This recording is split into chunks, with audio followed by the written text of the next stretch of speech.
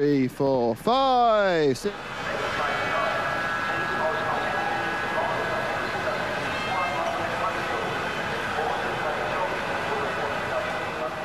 Six, 7, 8, 9, 10.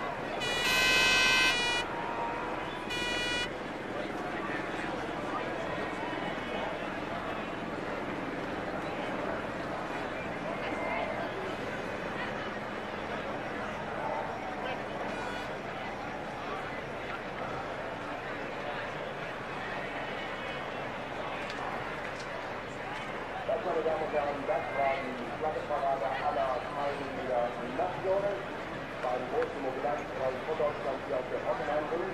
Und so ganz allmählich geht es jetzt in die spannende Phase des Countdowns. Wir hatten 13 Uhr und 9 Minuten die Startpunktlinie, also noch 51 Minuten.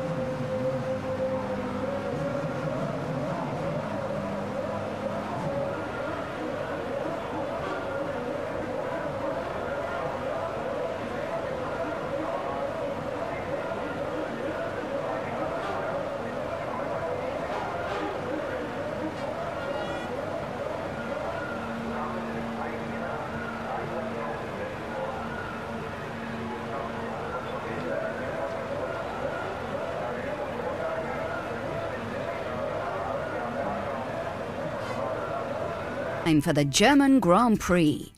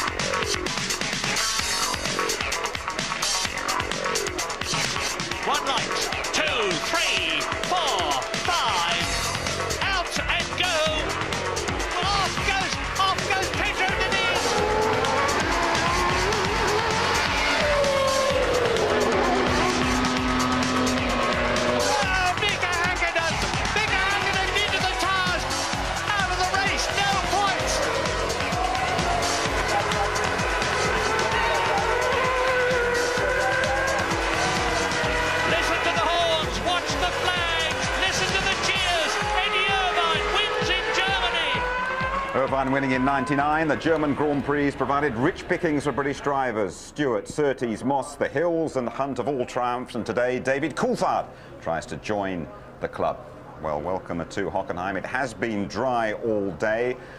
Those clouds have a habit of dumping a lot of heavy stuff very quickly indeed. 21 degrees the temperature, 26 degrees on the track, and showers are forecast. Good afternoon to you all. Well, one good thing about the totally unpredictable weather here was that it provided us with a very unusual and perhaps the most dramatic qualifying hour of the season. We saw a real cavalry charge at the start and a fantastic twist in the tail as well. Martin Brundle reporting.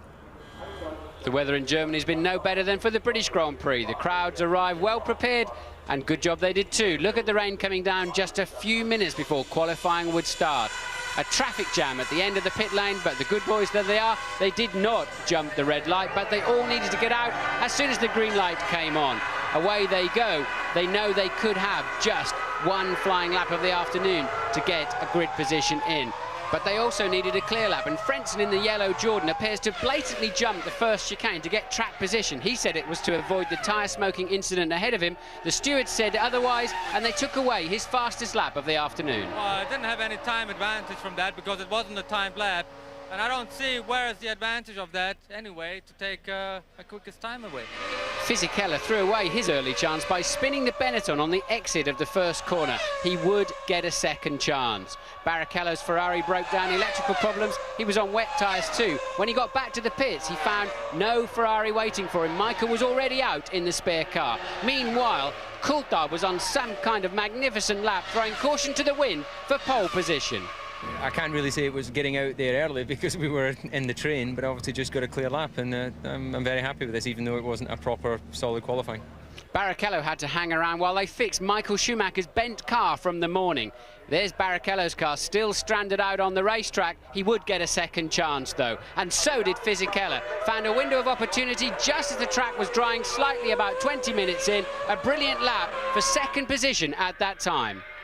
When my engineers called me to say you are second, I didn't believe that, but I was quite confident to do well.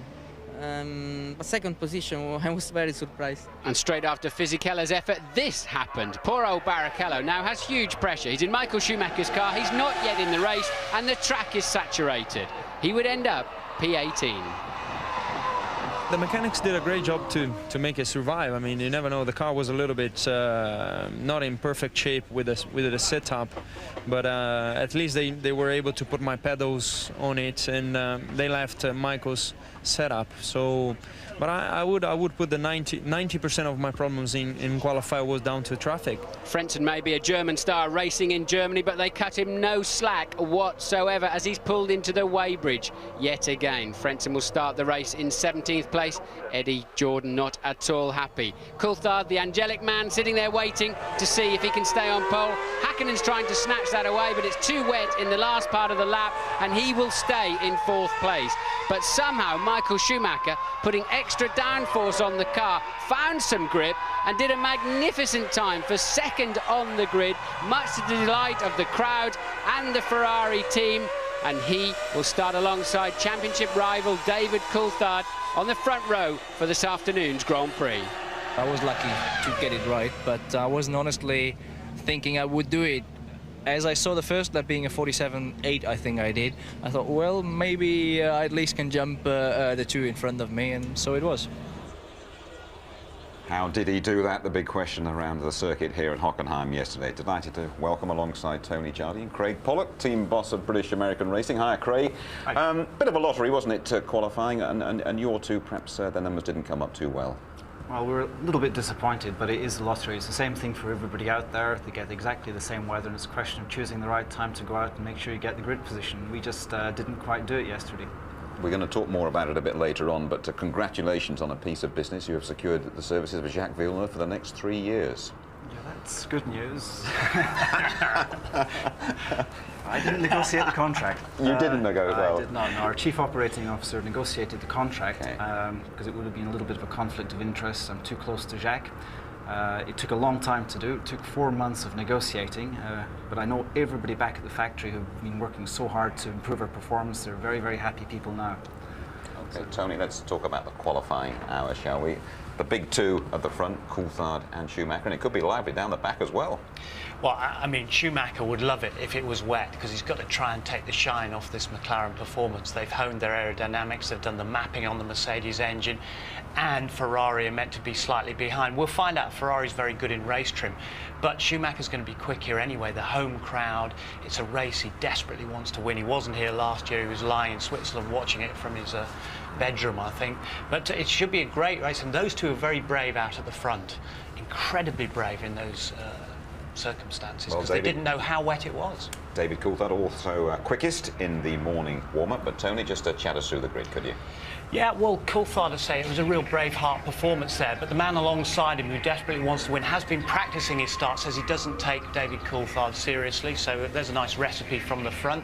Fisichella, great timing, tremendous timing, and best grid position for Benetton so far this year. Hakkinen, they said, too cautious. Della Rosa, his best ever. That guy's improving with every race. Truly did well. Wirtz said he had a clear lap for the first time, good balance, and both the Jaguars in the top 10 because they went out early with everybody. Villeneuve had to take the spare car, but he did very well. Honda have got this revised engine here. Verstappen, Zonta again up there. He's been improving last 3 races. Heidfeld went out at the same time as Verstappen. Ralf Schumacher lost on his settings apparently. Button was affected by Fisichella, spun in front of him. That's why he's back there. Then Frentzen, as we saw earlier, had been adjudged to go the wrong side of the chicane, getting ahead of 2 people. Barrichello, we know he had to go back there. Deniz back there. Then Mazzacane and Genet in the 2 Minardis at the back of the grid. Thanks very much indeed, Tony. So then, Jacques Villeneuve, the 1997 world champion, will be staying at British American Racing for the next 3 years. The Formula One grapevine had been buzzing with stories that the Canadian was on his way. Not so. Louise Goodman reporting. After weeks of speculation, Jacques Villeneuve has turned down an offer from Benetton and re-signed for BAR in a deal rumoured to be worth $25 million a year. It wasn't easy because there were other good options. So it wasn't easy at all, mostly after 2 difficult years where promises of before the first contract didn't really come through. The team has been progressing a lot and the fruits are starting to happen now in the last few races, and it's still happening. Honda's putting a lot of effort The team is putting a lot of effort into it as well. And I knew what I had here when I would have been going to promises. Now BAR have to keep their promises and deliver wins, or Villeneuve's free to leave. The team has to be performant. If the team is not performant, then I will walk away. Giancarlo Fisichello's seat at Benetton now looks to be safe. He's expected to re-sign with the team for a 4th consecutive season. And Williams refugee Jenson Button has been talking to Benetton boss Flavio Briatore about the 2nd seat. Jenson is good, he's very promising this season. I believe for the first season, very, very good job. But, you know, there's a lot of people around him, and I don't like this kind of situation, because what you have is only the prices go up, and sometimes the volume is not that, you know. Let's see. McLaren test driver Olivier Panis has also been linked to Benetton, although he's more likely to join Villeneuve at BAR.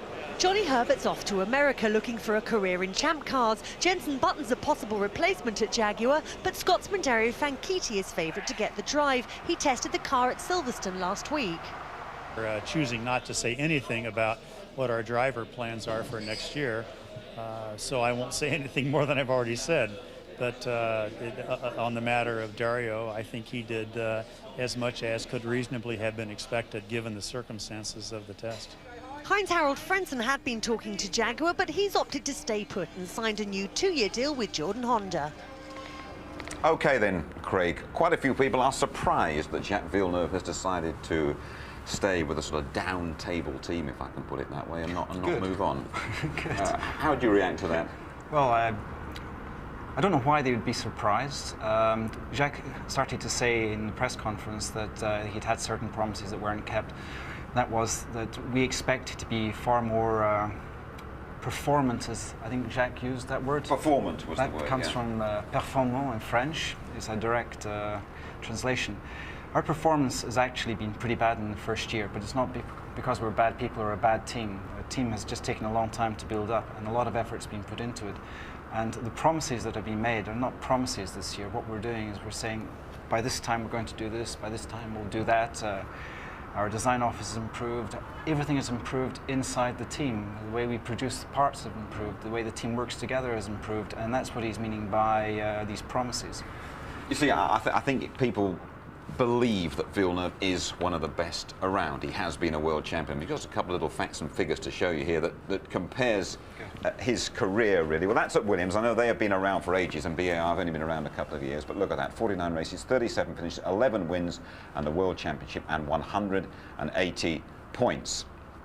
BAR, and those figures really speak for themselves, don't they? 26, just 11 finishes, 4 with points, the best of 4th. A total of 11 and 44 races since Jacques last won a Grand Prix. And out there, they say, well, he's not going to win with you. I think they're wrong. Certainly this year to win is going to be very difficult because the strength of McLaren and Ferrari is undoubtable. And what we have to do, if you take a look at McLaren and Ferrari, the 2nd position has 88 points today, and the 3rd position has huge gap. 19 points. There's 70 points difference. And what we have to do is we have to fight our way up into 4th place, then into 3rd place. But even in 3rd place in the championship, to try and win a race against McLaren and Ferrari, that's the problem.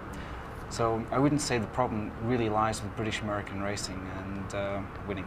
I know you're a good pal of his, but you're absolutely convinced that Jacques Villeneuve still has the desire, the ambition to win. He's not just cruising and collecting. It's been a long time since his last drink and he's getting very thirsty. He desperately wants that, and that's why he signed with us. He believes that the partnership with Honda is very positive. He believes in what we're telling him because he actually sees the results. The way we have come up since Magny-Cours has been pretty impressive. And normally I would be sitting down in the back of the paddock and they live in place and not say too much, but I seriously believe in British American racing and everybody's there. What about your other driver, the 2nd driver in the team? I mean, Louise mentioned Panis, and Button has had a little... a 2nd driver called Ricardo Zonta. Next year as well? I didn't say that. No, Ricardo has to perform, and at the moment we're keeping our options open, a little bit like Neil Ressler. We're not prepared to announce who we're going to sign up for next year, whether it's going to be Ricardo or whether it's going to be one of the young hopefuls or Olivier Panis or whoever. All right, I've just got a little feeling about Jenson Button. I think that, as has been suggested, he will in fact be on his way to Benetton. for the next couple of years will be powered by those Renault engines, and I feel, come what may, that Jenson Button will be around in Formula One for a very long time to come. Watch this space anyway for that. Check the latest standings, shall we? Let's read up just from your benefit. Craig, Jacques Villeneuve, there you go, 7th place, and 11 more points, as you pointed out, than BAR scored throughout last year. Ralf Schumacher with 14, Fisichella, he's got all 18 for Benetton on the second row today. Barrichello only just managed to get into the race. Hakkinen starting next to Fisichella, and Coulthard on pole ahead of Schumacher. Schumacher carrying massive home support. Change at the top of the constructors after McLaren lost 10 points for a technical infringement in Austria, so Ferrari now 4 points clear. Williams and Benetton scrapping for third, and a single point also separating BAR and Jordan. Well, losing those points has intensified the ill feeling between the big two, McLaren and Ferrari. Michael Schumacher's starting manoeuvre, another bone of contention. James Allen has this. After the steady escalation of tension between David Coulthard and Michael Schumacher over the German start line tactics, it's ironic that the two should find themselves together on the front row today. Coulthard has again succeeded in drawing attention to the issue and putting pressure on Schumacher this weekend. And with the FIA's Charlie Whiting refusing to issue a firm ruling on the matter, there is a possibility that Coulthard and his supporters Eddie Irvine and Jacques Villeneuve might file a protest with the stewards if Schumacher does it again. Those three drivers have also questioned Schumacher's position as head of the Drivers' Association, but at least Rubens Barrichello is backing his teammate. If Michael goes off the GPDA, that won't survive. He is the one of the few guys who does things, you know, comes to the racetracks and look for more safety, and you know, I see that as people just implicating with something wrong. Coulthard says the tension can only add to the drama.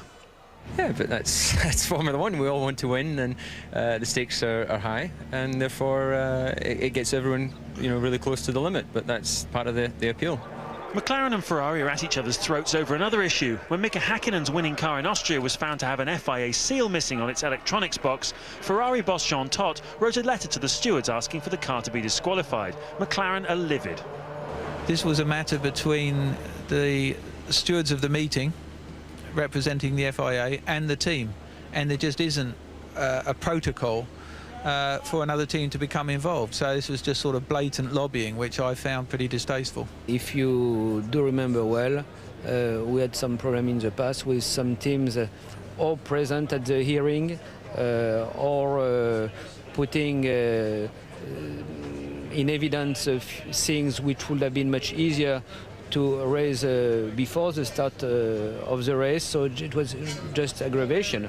And I mean, when we knew about the problem which occurred to the other competitors in Austria, we just wanted to have a clarified situation, and we were not there. You know, we just asked for a clarification, that's all. Having blanked in 3 of the last 4 races with Schumacher, Ferrari has brought the largest ever team to a Grand Prix meeting. 64 technicians are here to get the cars through the weekend. In contrast, when Jody Scheckter won Ferrari's last world title in 1979, the team had just 20 people. Schumacher will be hoping his army can help him set the seal on another important victory today. So Ferrari very keen to do well here, Craig, but you've got to sort of stand back and take an impartial look at things. Where do you stand in that ruck between the big two?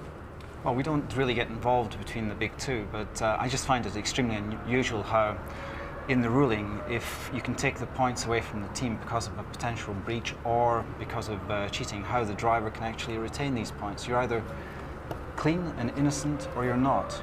And to retain the driver's standings but not the constructor's standings, I don't particularly understand the logic behind that. I certainly don't want to get in between the two big teams. What we are trying to do from our perspective as British American Racing, the new boys on the block, the young kids, is actually try and step up there with them and be part of them. And the way that Michael Schumacher starts a race? Normally very well, but he is capable, and he's shown this with Jacques when Jacques won his championship. He's capable of making certain moves. And the problem is that he gets away with it. The sport doesn't do anything about it, and what he did with David Coulthard was, in my mind, incorrect. And certainly I know that if he goes anywhere near Villeneuve in the same sort of move, it will not be tolerate it. I think we get the gist of what you're saying. Tony, David Coulthard's ahead of him. He starts on pole, and he's gone very well in warm-up, but he had a moment there this morning, didn't he? Yeah, he still remained fastest, but the thing is, he's in the race setup now, and you know, he's got the fuel load on that he's going to go in the first stint, whatever, and he's on the edge, he's on the limit. He just got slightly offline, and he got off on the dust. He went off in the same place that Michael Schumacher went off yesterday morning in practice session. Just a gentle nudge of the tyre barriers there, so I think he'll be okay. OK, Tony, thank you very much indeed. Well, the Ferrari haven't done all that well here at Hockenheim in recent times, but they can draw great encouragement from their performance here last year when David Coulthard was, well, a bit off-key. Mika Häkkinen gets away well, so does Frentzen, slots into second place, and Salo is sprinting up on the left and taking second position. Ferrari and off goes Pedro Diniz into the tyre barrier. Barrichello goes through and takes Heinz-Harald Frentzen and fourth position. Oh no, that's a bit of Coulthard's front wing gone missing. And the McLaren mechanics are out of the pit lane. There is the new nose, which is going to go onto David Coulthard's car. Into the garage goes Rubens Barrichello out of the race. That's a novel way to overtake somebody, David. David deciding, I'm going to outbrake you somewhere, somehow. I'm coming through, get out of my way. There's a fuel rig problem here at McLaren. They're having to change over to Coulthard's fuel rig, look. Salo leads the German Grand Prix, pursued by Irvine and Frentzen.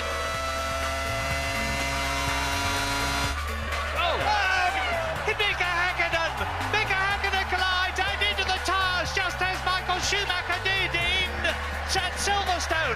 Out of the race, no points. And meantime, Eddie Irvine has got ahead of Mika Salo into the lead.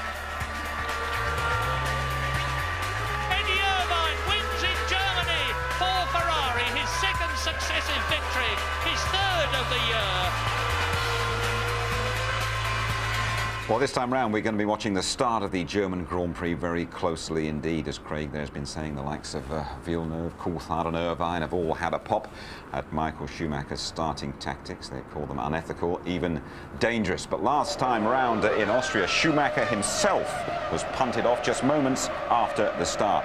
If you talk to Schumacher, though, he can't see a problem, so long as Charlie says it is OK. Who is Charlie? Well, he's the subject of today's Murray Meets.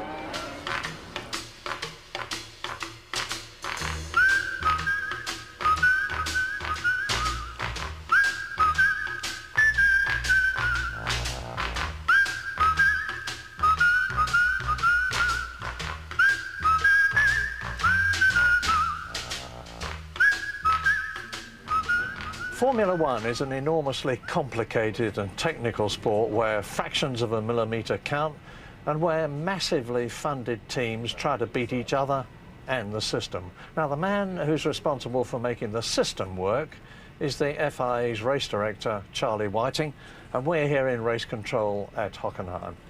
But Charlie, tell me, what do you do before the race at the actual race track? Before the race, Murray, well, I usually arrive on a Tuesday evening or Wednesday morning. First job is to inspect the track, make sure that the track is how we asked it to be from the previous year's report. We'd do an inspection probably on Wednesday morning, and I'd meet with the clerk of the course. He's the guy that looks after all the marshals, tells all the marshals what to do.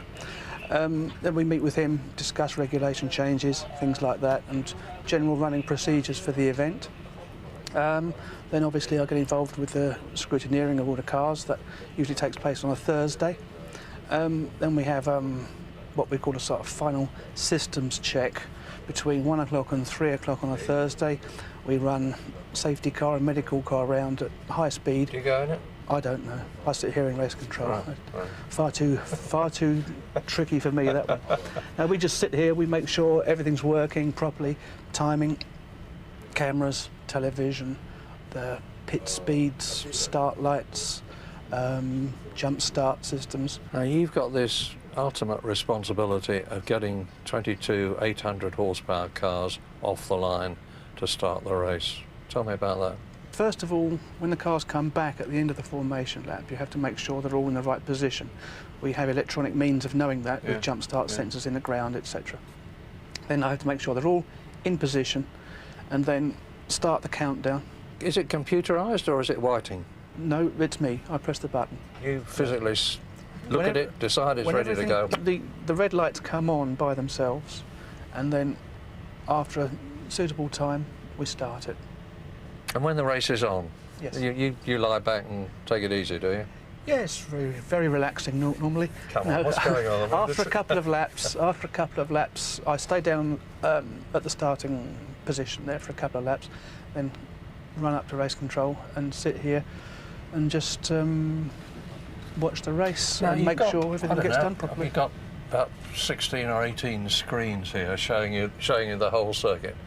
But do you watch the race or are you watching the screens to look for incidents? No, we watch the screens. Here, for example, we'll have cameras focusing on the chicanes to make sure cars don't cut the chicanes and things like that. Then we'd have to look, if a car did cut a chicane, we'd have to look and see if it gained any advantage from doing it, things like that.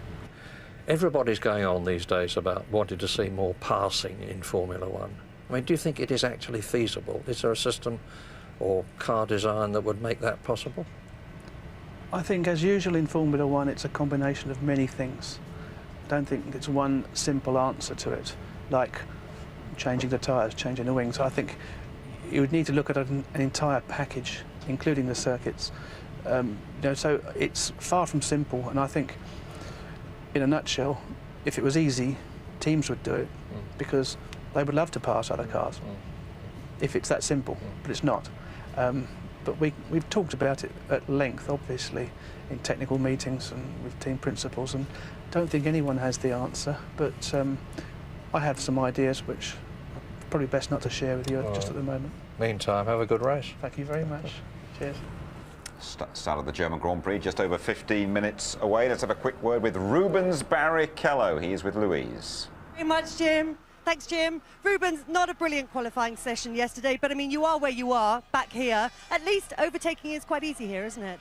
Well, I wouldn't say it's easy, but it's... for a man of your talent. I would rather happen here than Hungary, for sure. So, you know, the car is as good as if I was on the first row, and there's no exception. We have to try a few bits and just to see where I can finish. There's talk of rain this afternoon. What's this place like in the wet from a driver's point of view? The problem is the visibility. It's completely zero. So if it happens, I hope it happens in the middle of the motordrome, but not on the straights. Well, have a good race, Rubens. Thanks for talking to us. Thank you.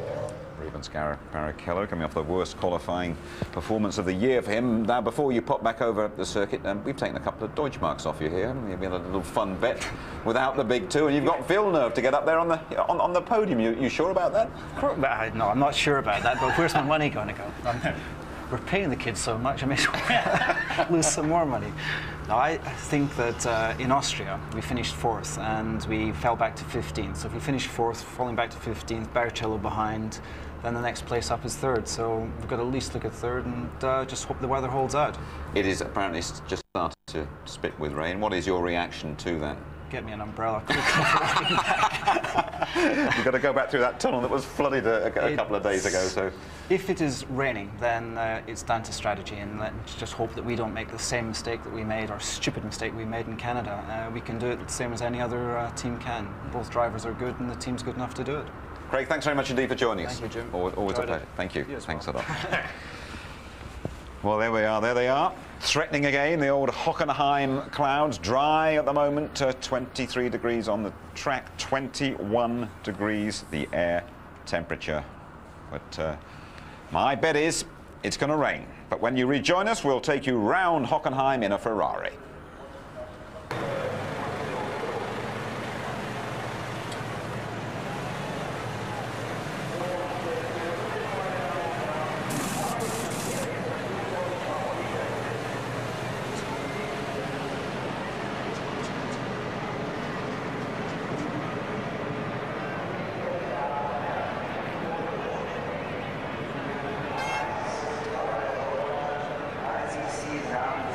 Videos von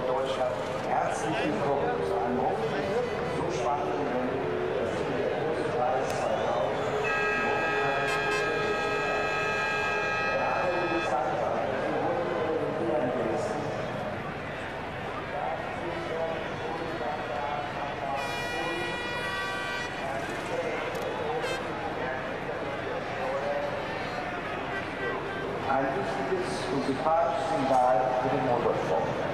Ich danke allen Teams, Fahrern, Funktionären,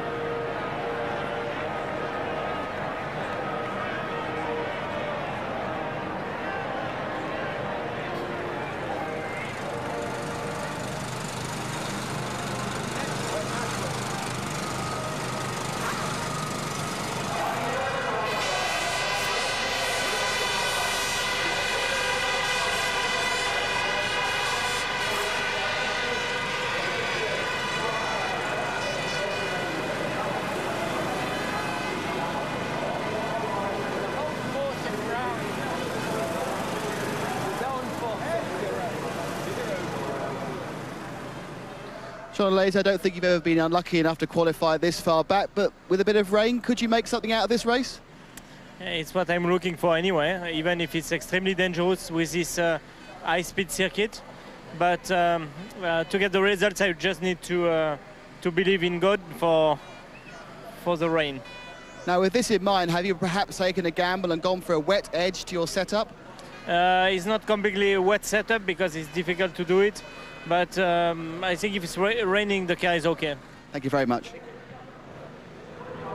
85 miles an hour and down to turn one. The magnificent grandstands on the left, brake down to just 120 in fourth gear. Get back on the power, sweep to the outside, and you're on your way into the countryside. You're going to build up to something around 220 miles an hour. Stay to the left, it's bumpy on the inside. And gently sweeping round to the right, you're starting to look for your braking point into turn one. Remember, 220 and down to just 60 miles an hour in second gear now. 70 through the left-hander. Ride the curb on the exit. Again, very, very bumpy in the traction area. And then move immediately to the left-hand side of the track, building up once again to 212 miles an hour as you head down to the Ost curve. Bumpy again under braking. Look, it looks like a cul-de-sac as you go in. Do not go straight on. Turn right at just 60 again. And now sweeping through the exit of that Ost curve, 135 miles an hour already. Walk the car to the white line on the left. Now building up to 215 miles an hour once again. Top gear, of course, as you head towards the Ayrton Senna chicane. Underneath the bridge, brake very, very hard. Left over the curb, 70 miles an hour. Curb again on the right. Now ride the curb on the exit. It hurts your back as you jump off. Barrichello a little slow with the gear shift there, hitting the rev limiter. Stay right, it's a little bumpy. Now sweep over to the left. You've got the stadium ahead, 205 miles an hour. The first right-hander always surprises you. Turn 11, 140 miles an hour, bit of extra tarmac on the exit you can use. Heading down now towards the Sachs curve, just 60 miles an hour. Very easy to outbrake yourself on the way in. Hug the inside, get back on the power. Up to 140 miles an hour already through the chicane. Bleed the speed down to 110. The car will slide from the front, but stay with it. The last corner ahead of you, it's absolutely critical. The Nord curve, 120 miles an hour. Slingshot into the start-finish line once again. Last year, most of the front runners divided this race into two halves with a stop right in the middle. But the temperatures were a lot higher then, and the tyre degradation was very bad too. This year, it isn't. So I expect to see most of them fill the car up to the gunnels and go as far as they can, which is about lap 27 or 28. Now, the gap between McLaren, Ferrari and the rest of the field is so enormous that the top two can actually afford to take a gamble on a two-stop strategy. And if it doesn't pay off for them, the worst that's going to happen is they'll still be third or fourth. Michael Schumacher did it successfully in Brazil. He was trying to do it again 2 weeks ago in Austria, and he may try it here this afternoon, although it's a bit risky here because you have to be able to carve your way through the traffic. My hunch says he probably won't. But two men who almost certainly will try it are Rubens Barrichello and Heinz-Harald Frentzen, down in 17th and 18th on the grid. They've got nothing to lose and everything to gain by going on the attack. Should be a very interesting tactical battle this afternoon. Thanks very much indeed, James. The clouds are closing in overhead. Michael Schumacher has never won here in a Ferrari, but he was first for Benetton in 1995, and it really is a fascinating prospect, this one. The three World Championship contenders are all up front. We have Britain's David Coulthard on pole, saying, I want those 10 points. The championship leader, Michael Schumacher, right alongside. I am very, very confident, is the German's message to Coulthard, and right behind world champion Mika Häkkinen, back to his very best. Stick around for the German Grand Prix. That means also that lots of cars will fall off, and I try not to be one. Mika, thanks very much.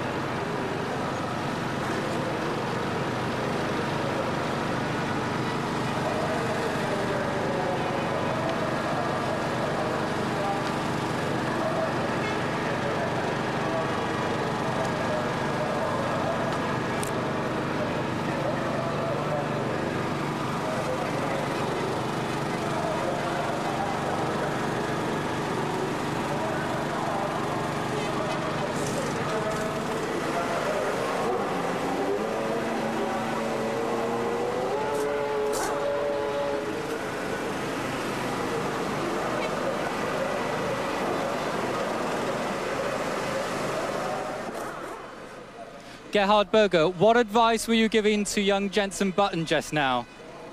It's my secret and his secret. This is a circuit that you love very much and you won here with Benetton. So are you going to be sad if it starts raining? Will that be bad? No, I think where we are in the starting grid, the rain could be something helping our situation a bit. I mean, it's difficult here in the rain, but if it's dry, we're going to have very little chances to get into the points. So I think it's more risk, but if it would be up to me, I would take the risk. Okay, thank you very much and good luck, Gareth.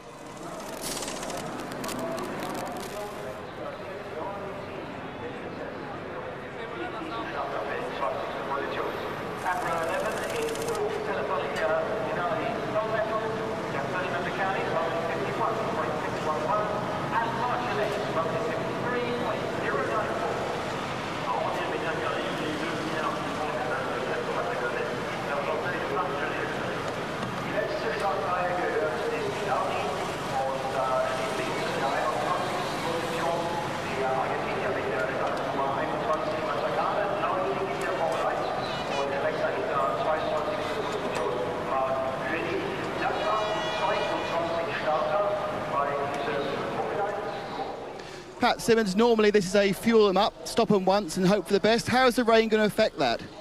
Well, I don't think we're really expecting any heavy rain. In some ways it's a bit more tricky. It's just going to be showers. I think we've just got to see what happens, really. Do you think we might have a repeat of Donington Park all those years ago with 7 stops each? I hope not. Thanks, Pat.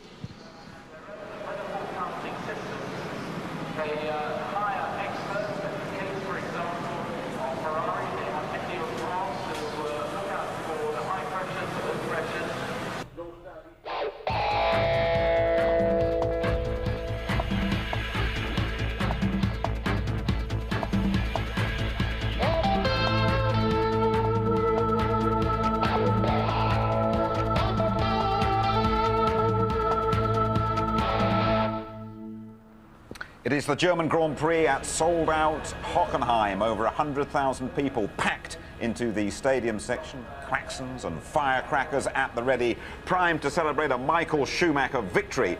But the championship leader has to get past the pole sitter, Britain's David Coulthard. Let's join Martin Brundle and say a very good afternoon to Murray. Murray Walker. Good afternoon, Jim. Good afternoon, everybody. Well, this is very literally the calm before the storm. It's all quiet down on the grid. The drivers are there, the mechanics are there. Those people who are privileged to be with them will soon be moved away. When I say it's the quiet before the storm, it could be in two ways. First of all, the storm of the race itself, and then the big question mark, is there going to be a storm weather-wise? Certainly not, we hope, like Friday, because that was quite incredible. The pits were awash with water. The tunnel, which joined the far side of the track to the paddock, was 4 feet deep in water. It took the combined efforts of all the fire brigades around here a long time to get the water clear. And we know that there's a possibility of rain this afternoon. And this place is very, very dangerous indeed when it's wet, because the course goes slashing its way through dense pine forest once they've turned out of the stadium section that you're looking at now. And those tall pines hold the water. The wind can't get through to clear the droplets away, and visibility is virtually nil. Martin, you've done it. Yes, it's, I have to say, Hockenheim in the rain. It's, you know how much I miss driving. It's one of the few days where I'd rather be up here cuddling you, Murray, than on the grid or in a Formula 1 car, but don't take that the wrong way. And I've spoken to 3 teams down on the grid, and anywhere between 20 past the hour and 22 is when they're expecting it to rain. So 20 past 2 here locally, up to 20 to 3. They're expecting it to be spitting with rain lightly at the beginning of the race, which it is indeed doing as we speak, but very, very lightly. We've got a track temperature of 21 degrees centigrade, so it just burns away quite quickly. And we think that Coulthard and Schumacher at least have added extra wing on the grid to allow for it. And I think the teams will also add a bit of fuel, Murray, to try to give themselves a bigger window of when they can take that pit stop to adjust it according to the rain, if indeed all these weather forecasts are right and it does rain later on. I'd imagine them coming in around lap 25-ish.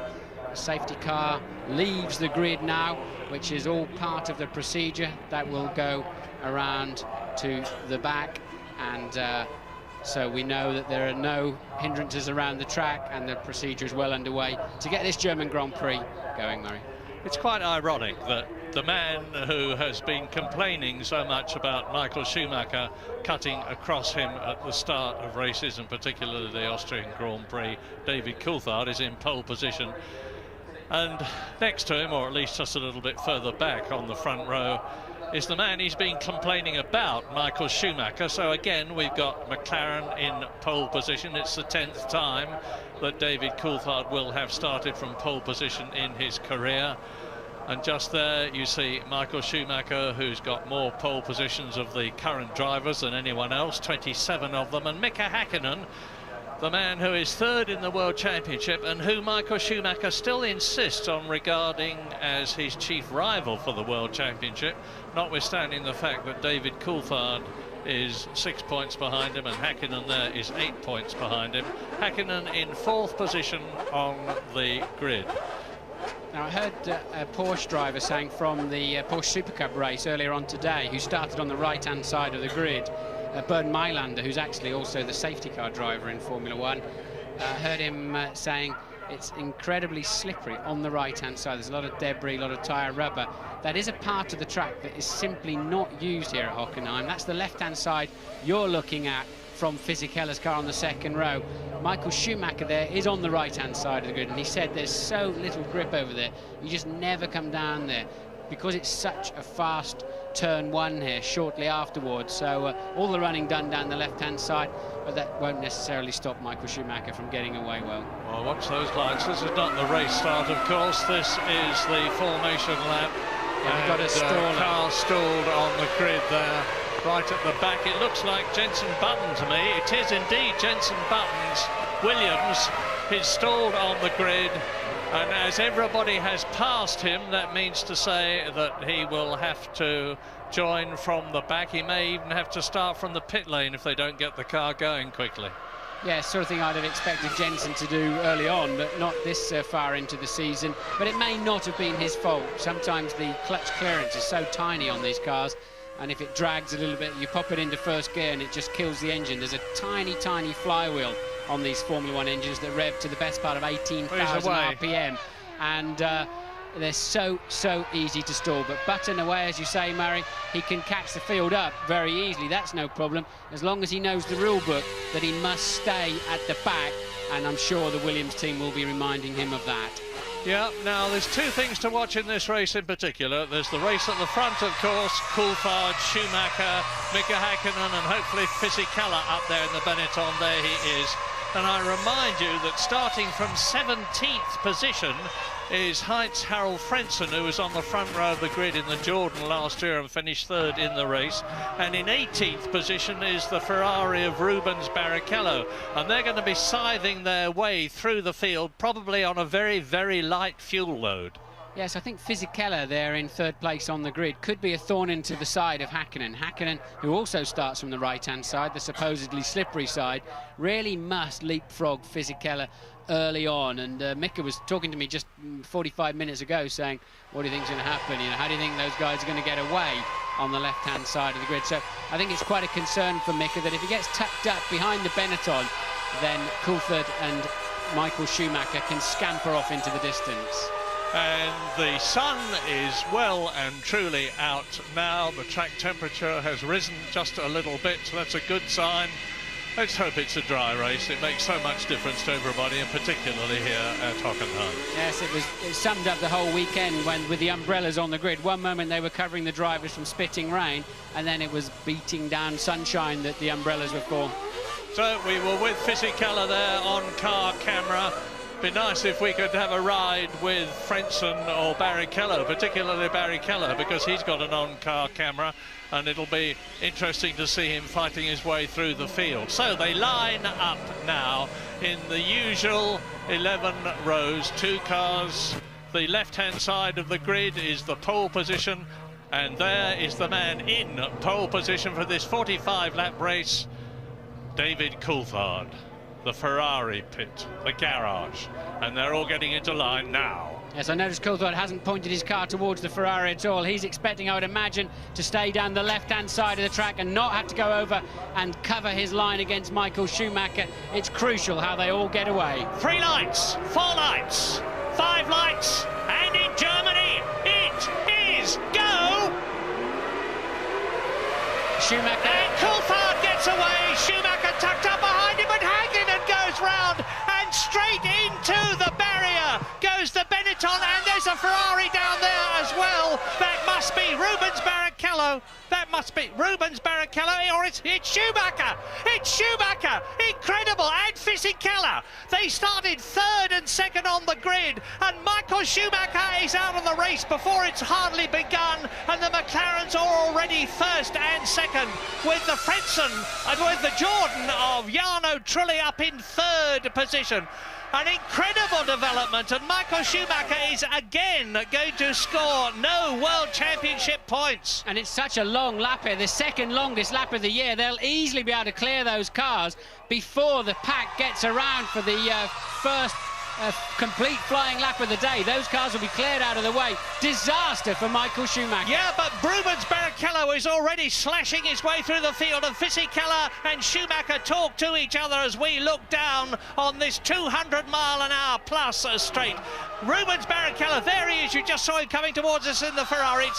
It's McLaren leading, McLaren in second place, the Jordan in third position, and the lead driver is Mika Häkkinen with David Coulthard tucked under his gearbox, and De La Rosa in the Arrows, who's been going so well, is in fourth position, and the two Jaguars of Eddie Irvine and Johnny Herbert are up there, both of them in the points, 5th and 6th at the moment. Yes, unless Herbert's past Villeneuve. Herbert's 7th according to the screens, but Hakkinen got a flying start. Michael got away well too, but seemed to stutter.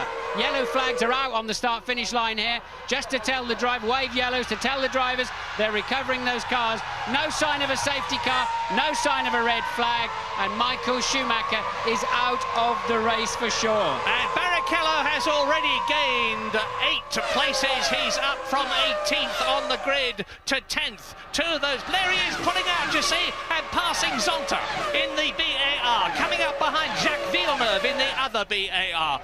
For Ferrari now, and for Italy and for Brazil, it's all down to Rubens Barrichello. And I think I just saw Johnny Herbert passing Irvine too. The Jaguars are running Linus third in 5th and 6th. They did clear Villeneuve, as has Verstappen now, who's 8th. But yes, Johnny Herbert now the leading Jaguar in 5th place. But look, you see, look at the arrows there surging through. And Jos Verstappen, who started well down through the field, is up into 7th position. These arrows are the revelation of this meeting, because Pedro de la Rosa start... Here he goes again. Verstappen really in the slipstream there of Irvine. He now has track position. Surely he'll outbrake Irvine. He's passed him already. Verstappen up into 6th. Yeah, and I reckon Jos Verstappen may be on a 2-stop strategy. This arrows is incredibly quick. It's very, very slippery indeed. The aerodynamics are superb, and the Supertech engine is good. Here's a replay of the start. Now here we go. Coulthard away moderately well. Schumacher I saw out of the window getting away well, then stuttered, and Hakkinen just drove right through the middle. Now look, Schumacher came across and really blocked Fisichella out. Schuey did not realise Fisichella was there, did not give him any space, and I'm afraid, Michael, you cannot blame that on Fisichella. Look, he's moved across onto his line and then braked, so Fisichella quite late into the corner, but that was at least 50-50. Michael gave him no space. Yeah, but a lot of the cynics will be saying that's Michael Schumacher's come up and he's had payback time for the things they've been blaming him for in the recent past. But meantime, it's looking great for McLaren, 1st and 2nd. Trulli is 3rd, De La Rosa is 4th, and look at Barrichello. Barrichello out past Eddie Irvine, who is in 7th position, and there we're riding with Barrichello now as Irvine fights back. Well, that was astonishing. Irvine had more straight line speed, now turns in on Barrichello, which he was entitled to do.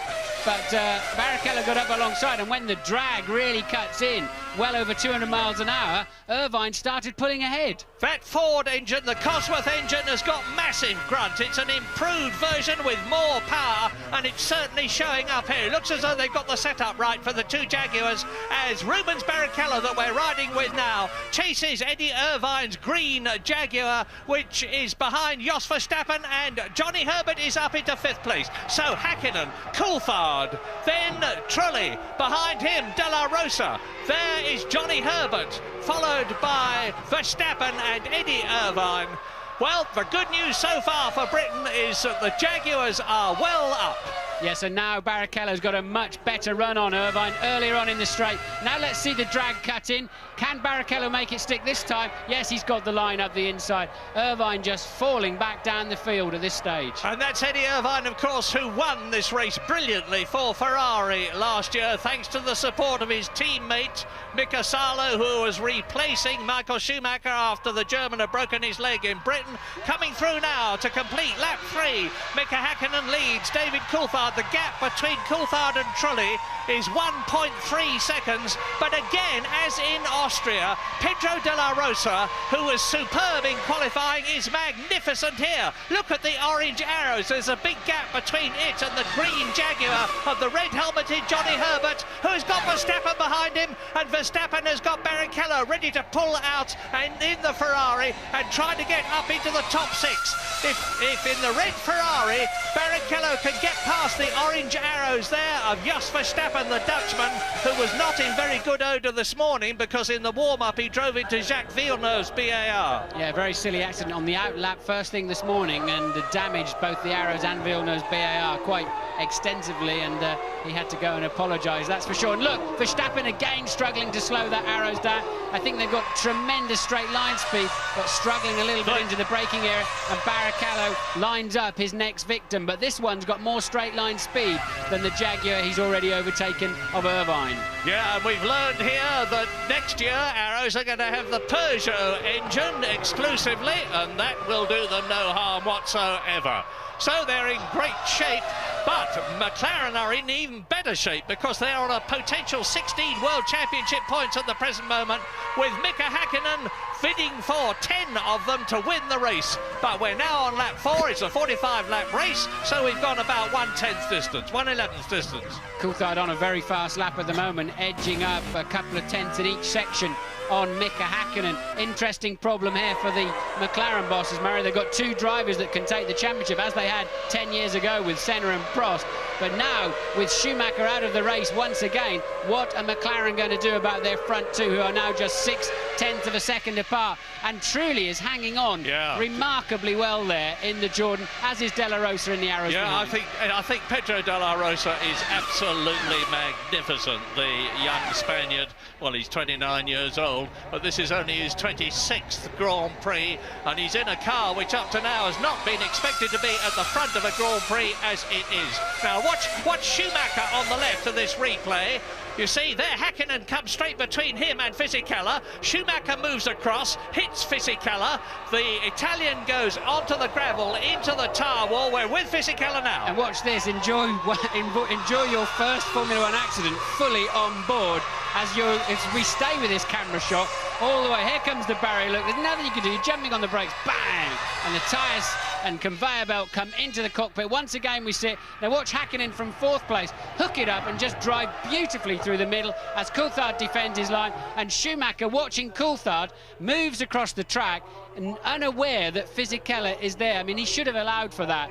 I really can't think Michael has too much to gripe about as the Ferrari team put their head in their hands. Yes. I don't think they can gripe too much about Fisichella there. That's Willy Weber with his head in his hands, the man who's guided the career of Michael Schumacher. He's the only team manager to have his own Learjet. Plenty of the drivers do, but Schumacher is so wealthy that even on 20% of his income, Weber can run a Learjet. Now look at this. This will be Barrichello, I assume, overtaking Verstappen, and he makes it stick into the second chicane. So Barrichello now is up to 6th place.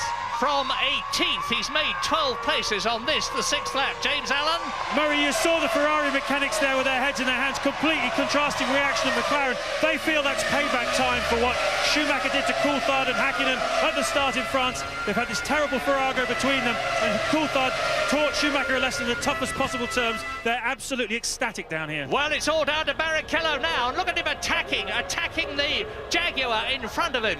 Now the Brazilian, and he's going through on the inside. He forces a brilliant move there. He forced Johnny Herbert wide, and he's now up into 4th place, and Herbert has got De La Rosa behind him in 6th position. Nigel Stepney on the right. Now, there go Herbert, and leading them both is Barrichello, so he's up into 4th, and attacking again. De La Rosa having a go at Herbert. That's Verstappen having a go at Herbert, and Johnny was on the defensive. I think Barrichello surprised him at the inside into the first chicane. Textbook manoeuvre there from Rubens Barrichello. Brilliant driving at the moment, and Johnny then on the defensive. It gave Verstappen a run at him.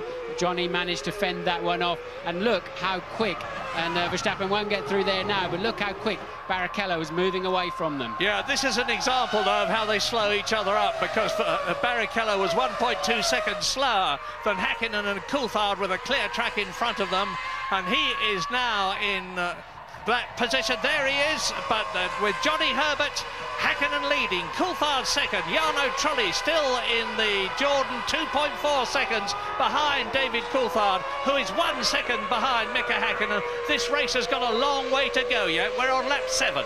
I think there could be a lot of action yet. I saw when we were on board with Barrichello, they were moving the film, protecting his camera shot, and it was raining slightly. Remember, it could well still rain in the next half an hour in this race, and I think we could see quite a lottery at that point as to who can stay on the track and if and when they come in. And this is another shot then of Barrichello passing Johnny Herbert into the first chicane. Johnny beginning to turn in and had to turn back out again. Great move there from Rubens. And Johnny Herbert is still in the points in 6th position. So let's have a quick look at the top 10. It's the two McLarens, Häkkinen and Coulthard. Then Jarno Trulli's yellow Jordan. Look for it. It's getting further and further back. There it is in the distance. De La Rosa in the arrows is 4th, and Barrichello is 5th in the Ferrari. 6th is Johnny Herbert, and 7th is Jos Verstappen. Both the arrows Arrows in the top 7. Eddie Irvine 8th. Jacques Villeneuve is 9th, and his teammate Ricardo Zonta is 10th. Remember what Craig Pollock was saying about the BARs. They're both in the top 10. Yes, Barrichello, now he's got some clear air. It'll be interesting to see his lap times, Murray. Remember, he's really only just 11.2 seconds behind Häkkinen, who's leading the race. So Barrichello, if he's got a strong pace, can still come through and do some damage for Ferrari this afternoon. Yeah, he's closed the gap from 1.2 seconds a lap longer to 0.6 of a second longer. And look at the way he's stretching away now from the powerful Jaguar of Johnny Herbert. There is Jos Verstappen, the Dutchman, behind him. And Tom Walkinshaw will be really delighted at the way his team is going here at Hockenheim. Johnny sort of launches his Jaguar into the corners, very aggressive turn in to almost all the corners around the racetrack. Quite strange, in fact, but it seems to be working for him up there in 6th place. Now they come out of the stadium. They're turning into the long straight now, which is the start and finish straight, into turn 1. And then the rest of the course is stadium into 4 legs, separated by chicanes, and in each of those legs they're on full throttle for at least 14 seconds. And there's the answer. Look, Barrichello fastest lap on a 45.3, and the gap now down to 11.1 seconds to Häkkinen. So Barrichello has a very fast Ferrari, but how much fuel does he have on board? Yeah, exactly. 4th in the World Championship at the moment, behind Mika Häkkinen, Coulthard, and championship leader Michael Schumacher. But I don't think he's going to be leading at the end of this race as we go to a break.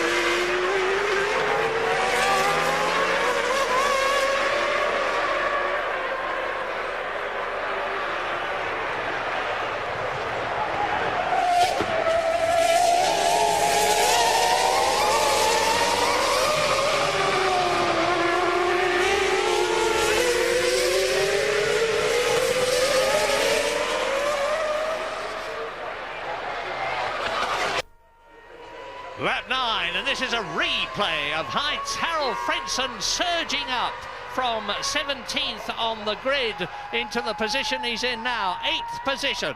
And Jos Verstappen has got the Jordan right behind him now.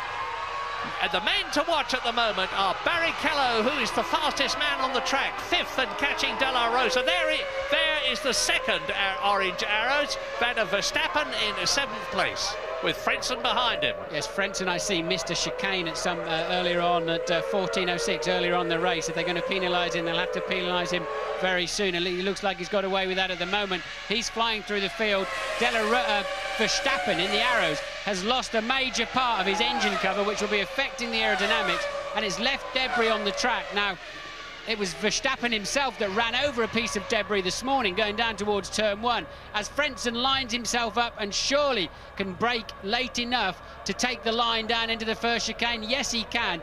And it was Verstappen who touched a little piece of debris this morning, and his front tyre exploded immediately. It's highly critical round here. Remember that it was Hakkinen who went out of the race last year with a delaminated tyre. The tyres are under severe pressure, and Verstappen's got a problem with that engine cover missing, and now Frentzen is up into 7th place. And here we see from another angle Frentzen getting the track position, getting the line, and not snatching his brakes, taking a good clean run. Well, Heinz-Harald Frentzen, a German in Germany at Hockenheim, is now in 7th position. His next target is the man in the red helmet and the green Jaguar, Johnny Herbert, who has announced that he's leaving Formula One at the end of this year and going to race in champ cars in America. Is he going to be able to retain his 6th place? I don't think so much longer. Incredible lineup of cars, isn't it? Look, from Herbert through to all the way through there to Ralph. In fact, Jenson Button in 19th, so you've got from 6th to 19th, pretty much all line astern. Yeah, so who are they? Herbert 6th, there he is. There is Frentzen behind him in 7th, and then it is Eddie Irvine in the Jaguar, Villeneuve and Zonta virtually together, and here is Rubens Barrichello in the Ferrari, who's come up from that 18th position. We're riding with him now as he turns out of turn 1, going at 200 miles an hour up to the Clark curve, the right, left, right chicane, closing on Pedro de la Rosa's arrows, hand over fist. This is the V10 Ferrari engine versus the Supertech engine V10 in the Arrows. The Arrows is incredibly quick. At race after race this year on the section times, the Arrows has been the fastest car. But Barrichello now has really got his dander up. He's fought his way through magnificently, and he's coming now into the Ost curve, right at the top of this boomerang-shaped circuit. Through the right, the left, the right again. They exited at about 130 miles an hour and build up to nearly 220 miles an hour as they come down to the centre curve, and there goes Heinz-Harald Frentzen past Johnny Herbert. He's in the points. Frentzen is in the points. His teammate Trulli is in 3rd position. The top 6 from Frentzen upwards are Frentzen 6th, Barrichello and De La Rosa 5th and 4th. Trulli is 3rd. David Coulthard and Hakkinen are still only 1.6 seconds away from each other and nearly 8 seconds ahead of 3rd placed Jarno Trulli. But this race is by no means finished. What strategies are they following? Watch Barrichello. This is the stadium section. They're coming up now to turn 14, the right-hander. They take that at 90 miles an hour, exit it at about 90 miles an hour where they are now, and then accelerate up to nearly 185 miles an hour. There is Trulli, 3rd. Watch Barrichello. So it is the Brazilian against the Spaniard. And Pedro de la Rosa has covered himself in glory in the last couple of races. He's doing so again. Yes, and look, Barrichello's got a sniff of a slipstream, but we know just how fast that Arrows is in a straight line. But Barrichello, we know, is excellent on the brakes into turn 1, but he can't have a go from there. He'll simply slam into the side of the Arrows. But can he get some traction out now? And, well, that Arrows is really handling well, isn't it? He really hasn't got... Barrichello doesn't have much an advantage over it, but he has clearly got the best braking car on the racetrack at the moment. We'll see how good it is when he gets anywhere near the McLaren. There he goes. Look, he's showing it well there, isn't he?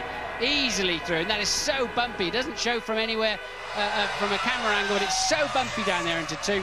And it looks so easy, and I can't tell you just how hard it is at 210, 215 miles an hour to pick a braking point right alongside another driver trying to do exactly the same thing at the same time. You are watching a truly, truly great drive by Rubens Barrichello. I say again, he started 18th. He's now in 4th position, and the yellow car is that of Jarno Trulli as we rejoin on a replay. Rubens Barrichello diving up the inside of Pedro de la Rosa, making it look so easy.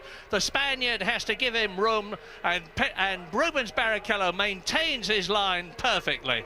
The Ferrari mechanics not looking over impressed, but they jolly well should be. And look at this battle behind them.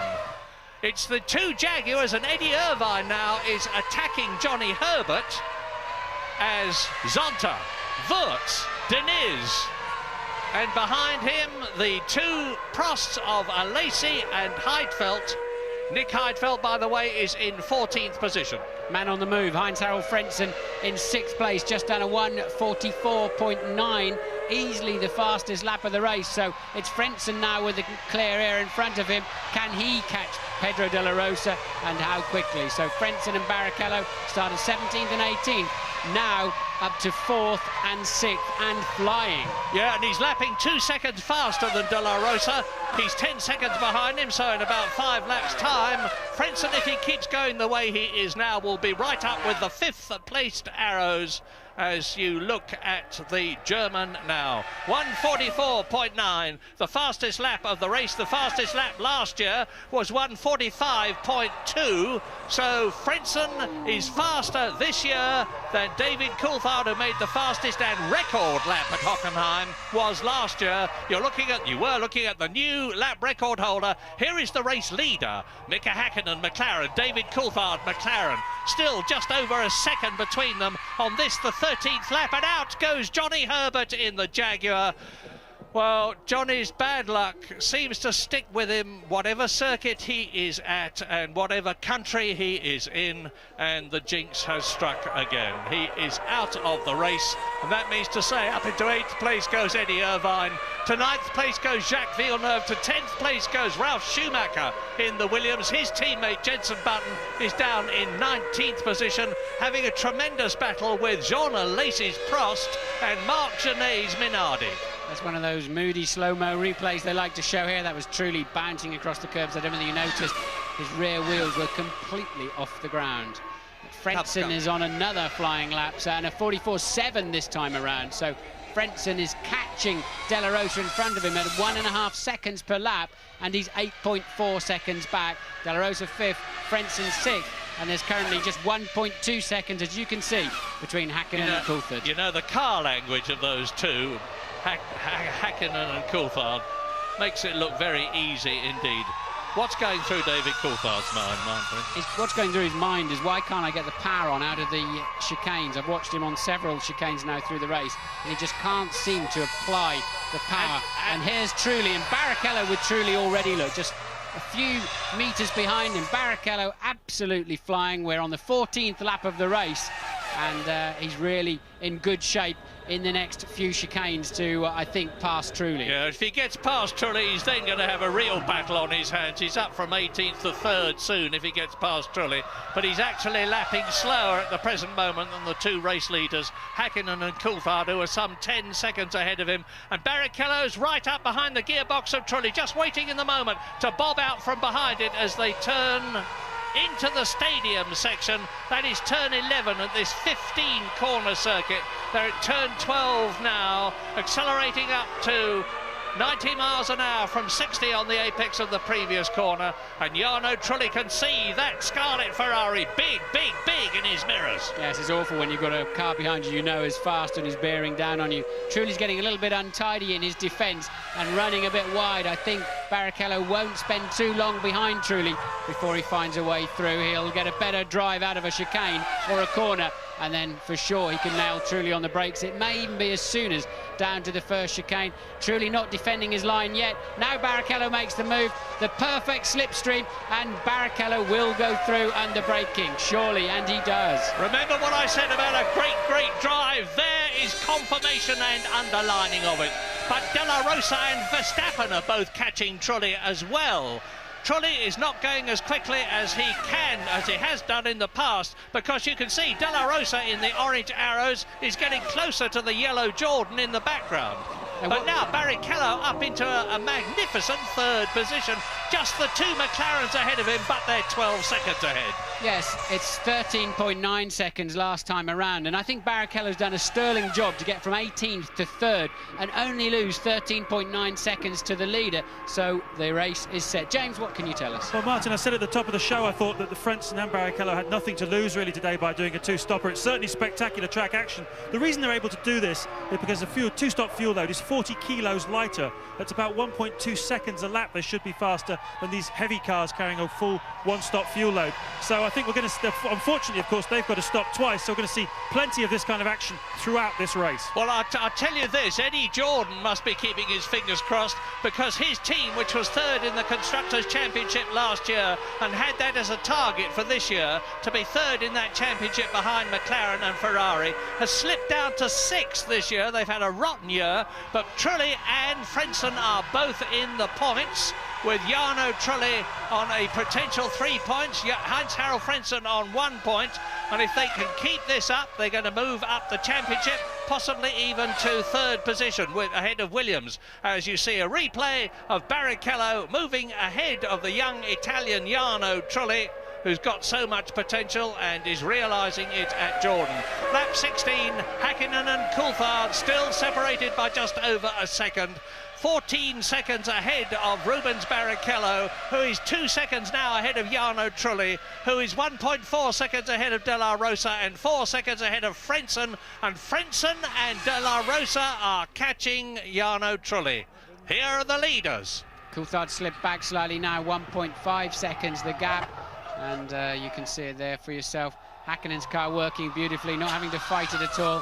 Whether Coulthard's regretting putting a little bit more wing on the start line, we'll have to wait and see. If it does rain before 22, as they predicted, then he could be very grateful of it in a few laps' time. Right now, it's sunny as anything, but looking over to the left is a big black cloud, Murray. Whether it finds its way over to us or not, we'll have to wait and see. Well, a lot of very unhappy Germans here with Michael Schumacher out of the race right at the very beginning, but a lot of other very happy Germans, because it's a Mercedes-Benz engine that is powering the McLaren of Mika Häkkinen and David Coulthard, all the top brass from Mercedes-Benz, and a lot of people from the factory, and of course thousands of spectators are rooting for them. Yes, hearing from the people sitting in our studio, apparently there are people leaving the circuit already. Some Schumacher fans leaving the racetrack. Well, you can hear the rockets in the background. They're usually fired to signify some sort of celebration here at Hockenheim. I don't know what they're celebrating at the moment from their point of view, except, of course, the way Mercedes are going. And now Barrichello has really pulled the bung out. He's just made the fastest lap of the race, 1 minute 44.6, which is 0.6 of a second faster than the previous lap record. And he's carving the gap down between himself and Häkkinen and Coulthard as we join him here in the Ferrari. Now he's doing very nearly over 200 miles an hour at this point, as he rips a visor off rips a tear off from the visor of his helmet, turns into the chicane, right, left, right. Now look back, there is Barrichello. That is the visual gap between the flying Ferrari and the two McLaren Mercedes up ahead. And Rubens Barrichello, with 3 second places behind him already this year, is that much ahead of Trulli, who is that much ahead of De La Rosa, who has got Frentzen right behind him. Ferrari mechanics coming out into the pit lane, so the Barrichello is extremely light. So Ferrari mechanics out, and Barrichello, it must be for Barrichello. Of course, Schumacher is buried in the wall. They've cleared his car away from turn 1, and Barrichello will be in at the end of this lap. So his pace, his very strong pace, really wasn't strong enough considering he's coming in at lap 17. I would have thought the McLarens will go at least another 7 to 10 laps yet. So that's how much more fuel they're carrying, enough for a quarter of the distance of this race. Now you see it for yourself. So Barrichello having to give up that 3rd place. They ran him light. I suspect they might be doing the same with Frentzen to enable him to get through the traffic earlier on and then resume his race. Wherever he comes out, he's like the people around him, he's got to stop one more time. Yeah, and of course that has let Jarno Trulli through in the Jordan, and Barrichello has got it all to do again. We'll wait for confirmation when we see them on the circuit, but Rubens Barrichello now, having stopped on lap 18, as you look at Eddie Irvine, and now the arrows and the race order at the present moment on lap 18 out of 45 with a long way to go. Mika Häkkinen and David Coulthard first and second, separated by 2 seconds, so Coulthard is dropping back. Jarno Trulli goes up into 3rd position, and it's time for us to go to a break.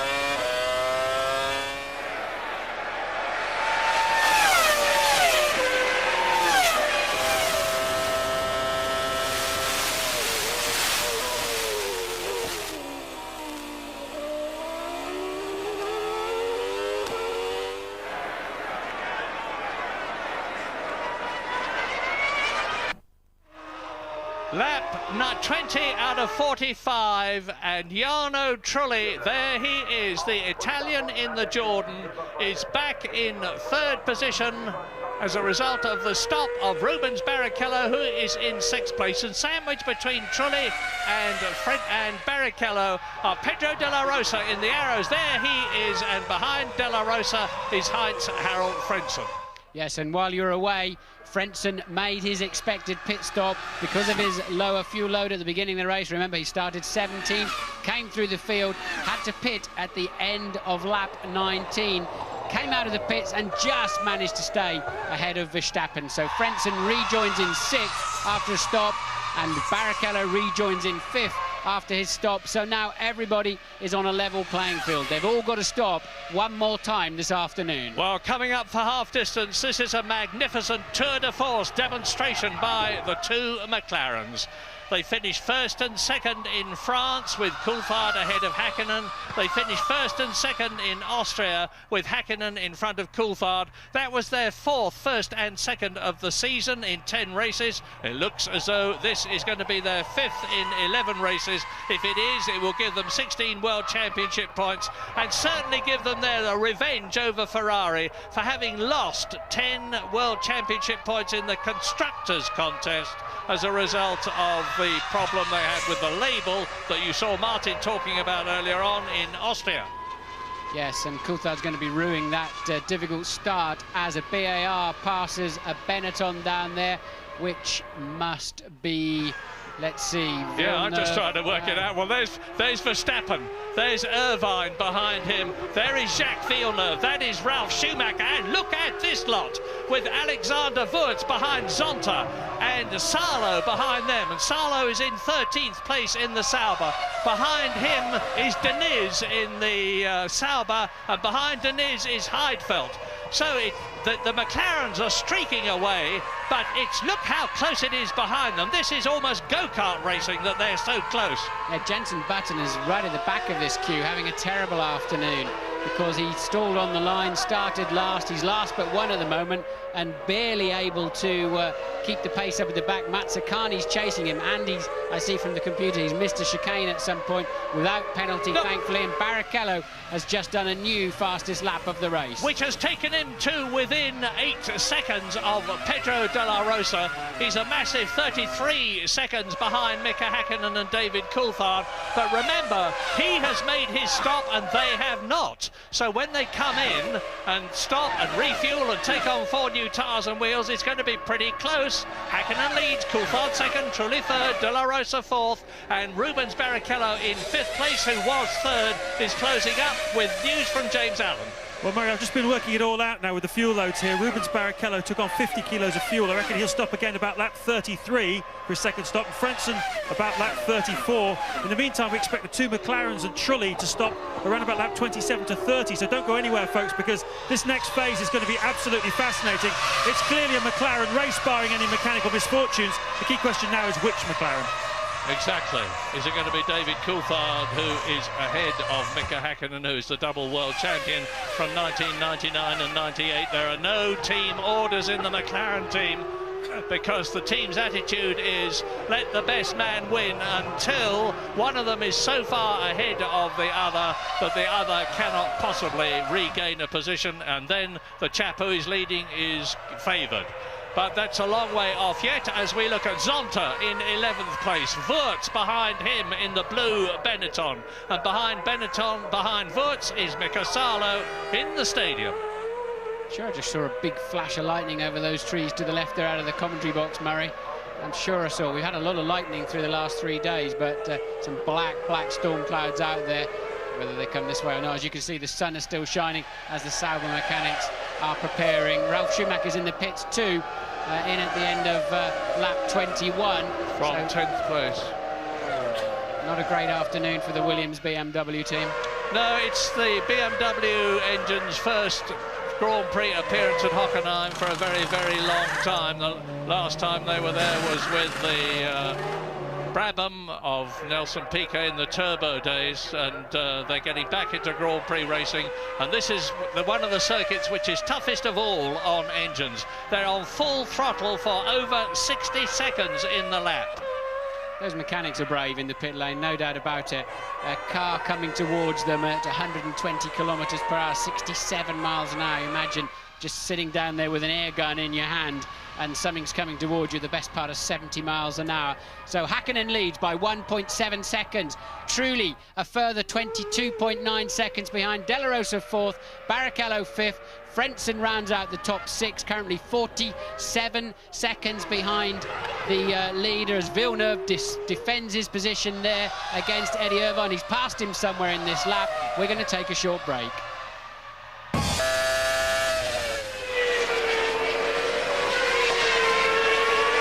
Away from him in the stadium, Jack, because he has more top speed than you, so you have to get away from him in the stadium. See that?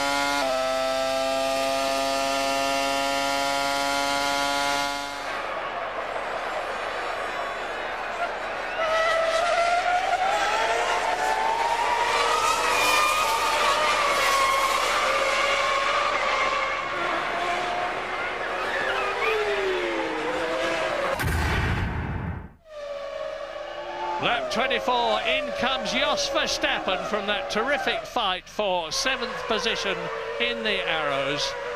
He's had to 9th position, he's had to yield it to Ricardo Zonta now, and the orange Arrows mechanics attack the car. Yes, he was in 7th when he came in. The fact that he's so slow in the pit lane, the other two passed him out on the racetrack, so Verstappen was in a pretty solid 7th place, and away he goes. It seems like a relatively straightforward pit stop. And Louise, what can you tell us? Standing here with Michael Schumacher. Michael, once again, you've gone out of the race in a first corner incident. Talk us through it from your perspective. Yeah, basically quite easy. I was going for turning in for the corner from the outside line to get a nice exit for the long straight to make it a run at Coulthard. And then I was bumped off from the back. What part do you think that the McLarens played in that incident? Not very much. I mean, basically, Fisichella came from behind, and he is the person to watch out for cars in front of him, not to run them over. I mean, there is limits to what you can do, and you have to adapt to the circumstances, and he clearly didn't do that good enough. Bearing in mind the controversy that there's been between yourself and David over start manoeuvres, were you kind of expecting him to pull a move on you like he did? Listen, I'm out of the race not because of David. I'm out of the race for Fisichella, and that's it, what you can say about it. Thanks, Michael. Yeah, I've got to disagree slightly with Michael. I understand what he's saying, but he took the line. He really closed Fisichella out. He went into Fisichella's space, and Fisichella was unable to slow down. It was no better than 50-50 in my view, Murray. I don't know where you're at on that one. Well, I agree with you. You know, I tend to stick up for Schumacher more than most people, but I'm with you on this occasion. And that's cost him another 10 points to the 30 he had already lost through failing to finish this year. And you're looking now at Rubens Barrichello back with Pedro de la Rosa in the Arrows. He's caught and passed the Arrows once already this year, this race, and he's going to do so again to regain 4th places. But remember, in Austria, De La Rosa lost a certain points position as the result of the breakage of an oil union, which just cost a few pence. Look, we've got a strange guy walking down the side of the racetrack in a raincoat on the grass, and what on earth is he doing? Crossing the racetrack during the Grand Prix, and clearly either a bit too much beer there, or he's hit his head on something, because he's not being sensible at all. I've never seen this before. Have you ever seen it, Mary? Well, I've seen a lunatic in Brazil just as the race was finishing, rushing out. But that is very bad news indeed. Safety car, so this will close the pack up. James. Yeah, safety car, and everybody's reacting quickly. We're going to have everybody making their pit stops in the next few minutes. Ferrari are reacting as well. Trulli's in now. We're expecting who's going to come first from McLaren. This could be very painful for whichever is the second of the two McLarens to make their stop. And Ferrari are reacting as well. They're going to bring Barrichello in and fuel him to the end. Amazing turnaround. Fantastic development this is. That lunatic, whoever he is changing the complexion of the race on lap 26 out of 45. We're not seeing what is happening to him, but as if there he is, he's got some sort of a Mercedes-Benz slogan on the back of his plastic Mac. And this is going to cost somebody dearly. Two McLarens running line astern. One of them's going to have to queue in the pit lane. And it's a question of, will they catch that safety car? 4.25 mile racetrack. Will they actually catch the safety car before they come around to the end of the lap? The Jordan made good use of the situation. And here comes Häkkinen. What's going to happen? Only one of them can be serviced at a time. There's one pit garage per team, one crew of 22 men. Häkkinen comes in. Coulthard surely will have to come in. If he goes around, he's going to catch the safety car and end up at the back of the queue. No, Coulthard has to go around. He's just got to hope and pray he doesn't catch that safety car before he gets round again. He surely will. Well, they've done what I would have expected. They had to give preference to Häkkinen. He's leading the race. But the question now is, are they going to catch that lunatic who's walking round the course and get him off it? All sorts of things can and will happen as Mika Häkkinen exits the pit lane, and we're on lap 27 now. Remember, Jarno Trulli, who was third, has come in and made his pit stop. He was, at the time, some 30 seconds behind the McLarens. The safety car is there. Coulthard is behind him. Coulthard's going to end up last in this race when they restart. And there's Barrichello in again. But Coulthard has now got to do a slow lap behind the safety car, then come in for a stop. So the queue will go, the snake will go past, and Coulthard will end up right on the back of the queue. Disaster for Coulthard. And Barrichello is out before Frentzen. There is Heinz Harald. Barrichello third on the track, third in the race. Exits the pit lane before Heinz Harald Frentzen. Yeah, they've made a desperate mistake by not allowing Coulthard to queue up and just simply wait to be serviced. Now he's got to come in for his stop and let...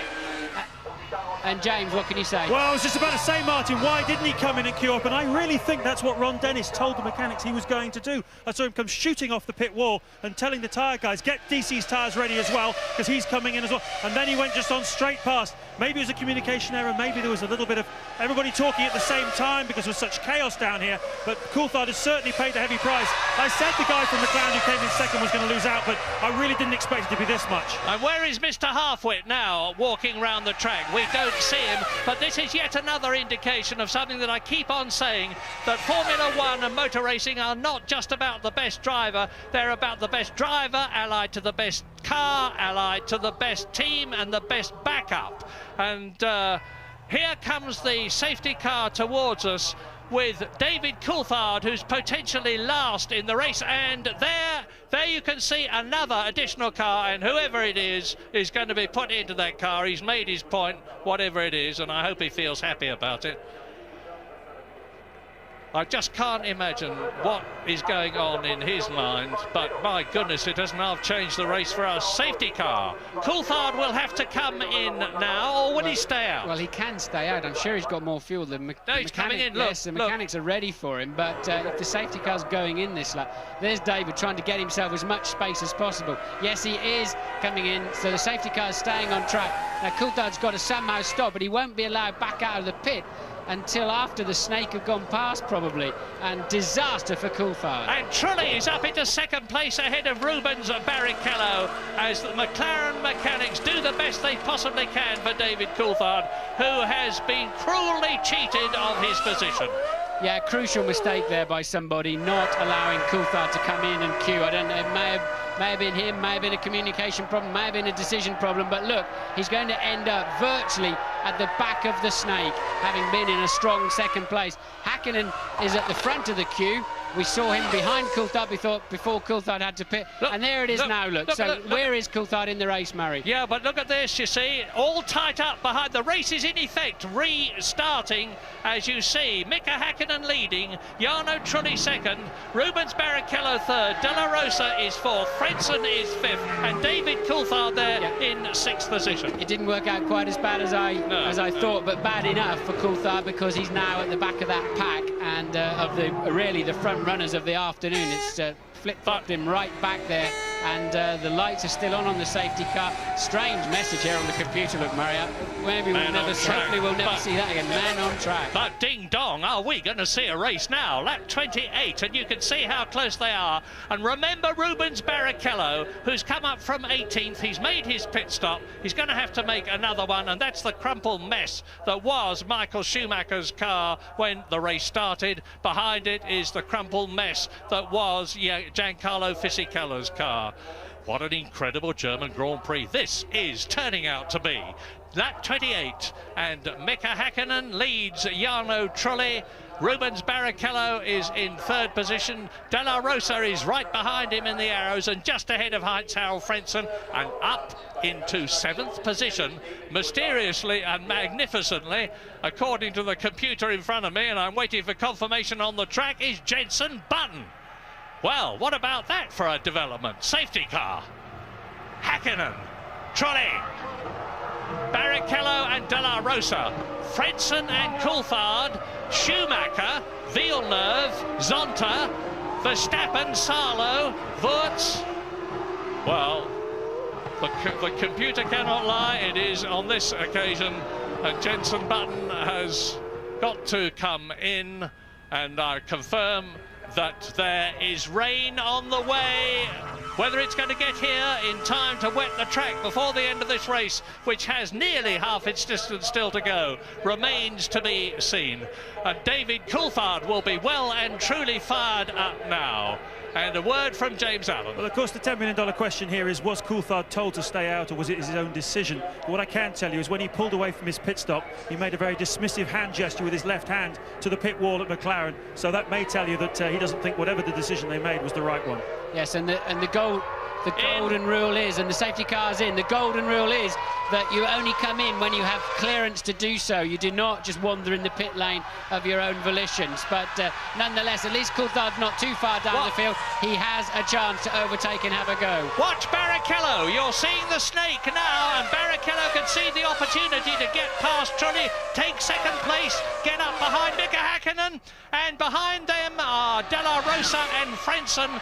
And you can see now Rubens Barrichello closing up and coming outside alongside Jarno Trulli. And is he going through to second position? The answer is no. Trulli holds the inside line. Barrichello fights ahead of De La Rosa and Frentzen. It's nose to tail, snake formation round the circuit. Mika Hakkinen has got a clear track in front of him, and he's making the most of it because he knows he's got to get the hammer down and get clear space between himself and Rubens Barrichello and Jarno Trulli. And Jarno Trulli is undoubtedly holding up Barrichello and De La Rosa and Frentzen as the rest switch back their way through the chicanes down into the 200-mile-an-hour straight on lap 29 out of 45. And Mika Hakkinen eases away a bit. Zonta getting very close there to his teammate Villeneuve, locking up a wheel, but everybody snatching.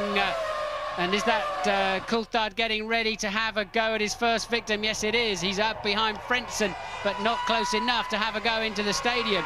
The two BARs are still at it, hammer and tongs. but Häkkinen waltzing away up at the front. Yeah, and of course David Coulthard is not amongst a lot of rabbits. He's amongst some very, very quick, very talented, extremely experienced Formula One drivers in mighty quick motor cars on a circuit where there are passing places, but not all that many.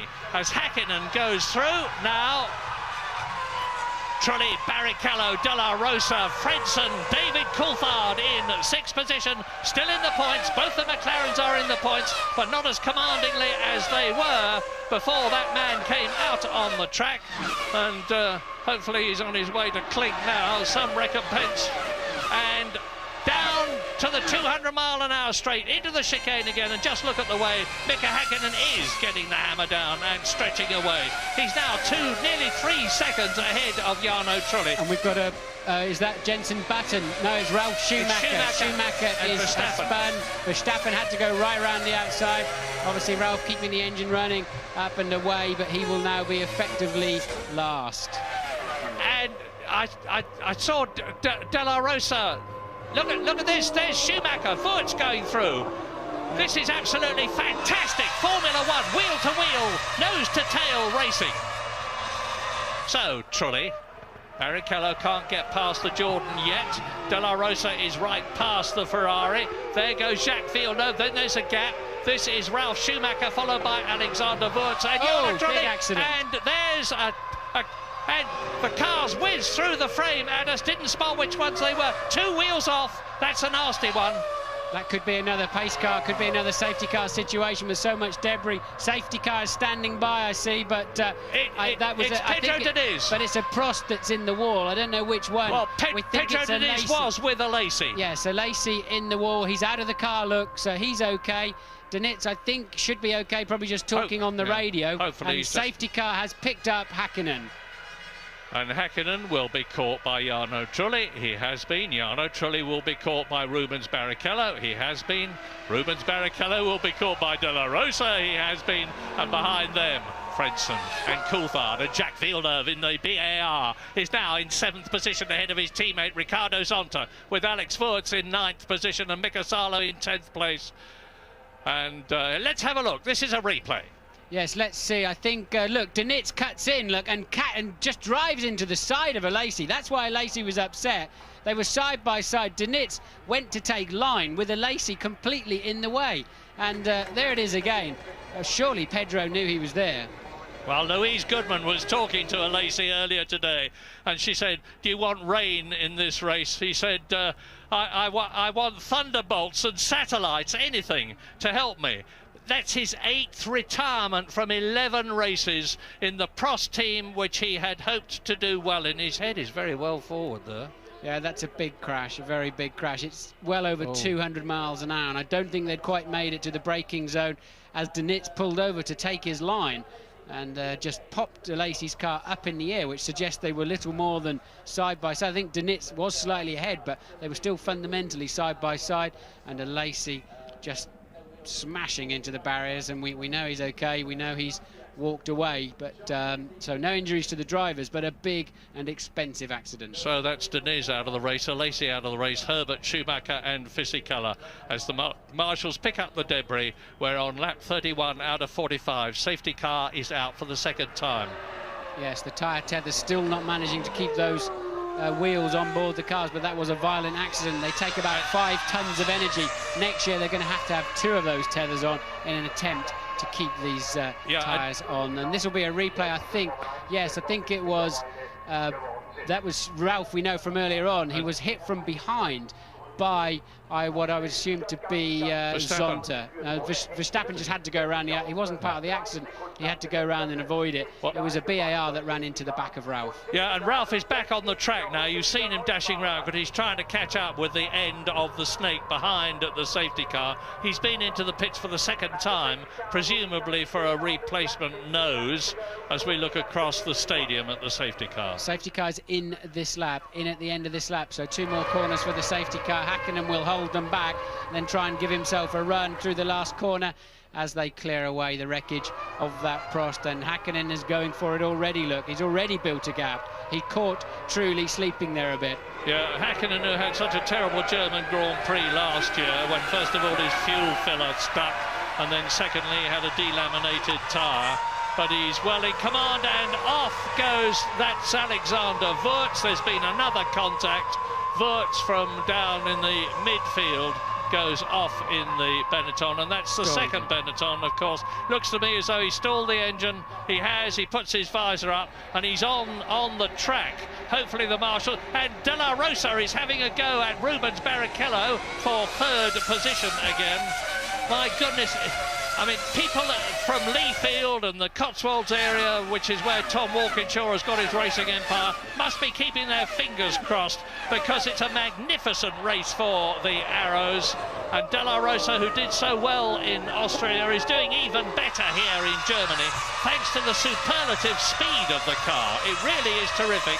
And Wurz is out of the car, running across the track, out of the race, another retirement. And look, he had contact down the field with what must be it's the Sauber of Salo, so contact early on. I don't quite know how they managed to run into each other that early. I think his car is still on the start-finish line. Safety car standing by again, and it's not surprising. It's on the racing line into turn 1, but no safety car at the moment, but it is standing by, and they're now just clearing Wurz's car across the grass as the snake comes into the stadium. I think they'll get it out of the way just in time, Murray. Well, you may remember I was talking to Charlie Whiting before this programme began, the race director, and we were talking at one point about the safety car. This is the sort of decision he has to make, and he always makes the right one.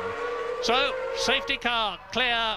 Hakkinen leads, lap 33, 45 lap race. It's looking very good for Mika Hakkinen, because Rubens Barrichello is the only bloke to me who can challenge him, and he's still caught up behind Jarno Trulli. Incidentally, both the Jordans are in the top 6, and the Umbrellas are going up in this incredible race where we've had collisions, where we've had a lunatic walking around the course, we've had the safety car out. It looked as though the weather was going to be good all through the race. It looks as though now it is not going to be good all through the race, and we face a situation where they could be coming in to change from dry weather tyres to rain tyres, and then anything can happen at Hockenheim. Yes, they're a long way from home too. I don't know how hard it's raining or where. In fact, those people are putting their coats on, but the track looks relatively dry at the moment, doesn't it? But they're a good 2 miles from home.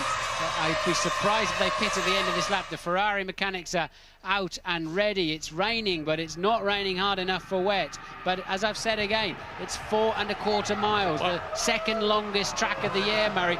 You can't afford to be out in the trees there on the wrong tyres if there's a downpour. Well, yesterday's Formula 3000 race was decided by tyres, because Thomas Scheckter, world champion Jody Schecter's son, in his only his second Formula 3000 race, was brilliantly leading it, and his teammate, the Czechoslovakian Thomas Enger, came in and changed from look at the rain, look at the rain, look at the rain. And we can hear thunder here. It's going to be a big one at Hockenheim. It's going to be a big one. And to finish what I was saying earlier on, Thomas Enger came in and changed from wet weather tyres to dry weather tyres, and he was lapping 7 seconds a lap faster than the people who'd got ahead of him, and he caught them all, and he passed them all, and he won the race. The same thing could happen here. The team managers will be looking up into the skies, trying to make a decision about when they can best bring their men in. Look at the spots of rain on our television camera lens as in comes Nick Heidfeld in the Prost, and you can see that Mika Hakkinen has not got all that much of a lead. Out goes the red and yellow flag, which means trouble on the track in the form of some kind of moisture, and it's not too difficult to guess what that is. And Coulthard has passed Frentzen, so Coulthard threw up into 5th place. He's got to be careful here, he doesn't get too brave. And remember, he lost his wing here last year, making a rash move on Salo, who was driving the Ferrari at the time, and cost himself a lot of points. He can't afford that double shuffle in the pit stop. Cost Coulthard dearly today, and he can't afford to trip over somebody. Here's a replay, down into the first chicane. Again, Frentzen there going to the middle of the track, defending his line well there, Frentzen, but David saying, so what, if you do that, I'm going down the outside, I'll break even later than you. And a good, clean move there from Coulthard. That'll give him a lot of confidence to pass the rest of them. And the oil, well, they're called the oil flags, but as you say, it means slippery track ahead.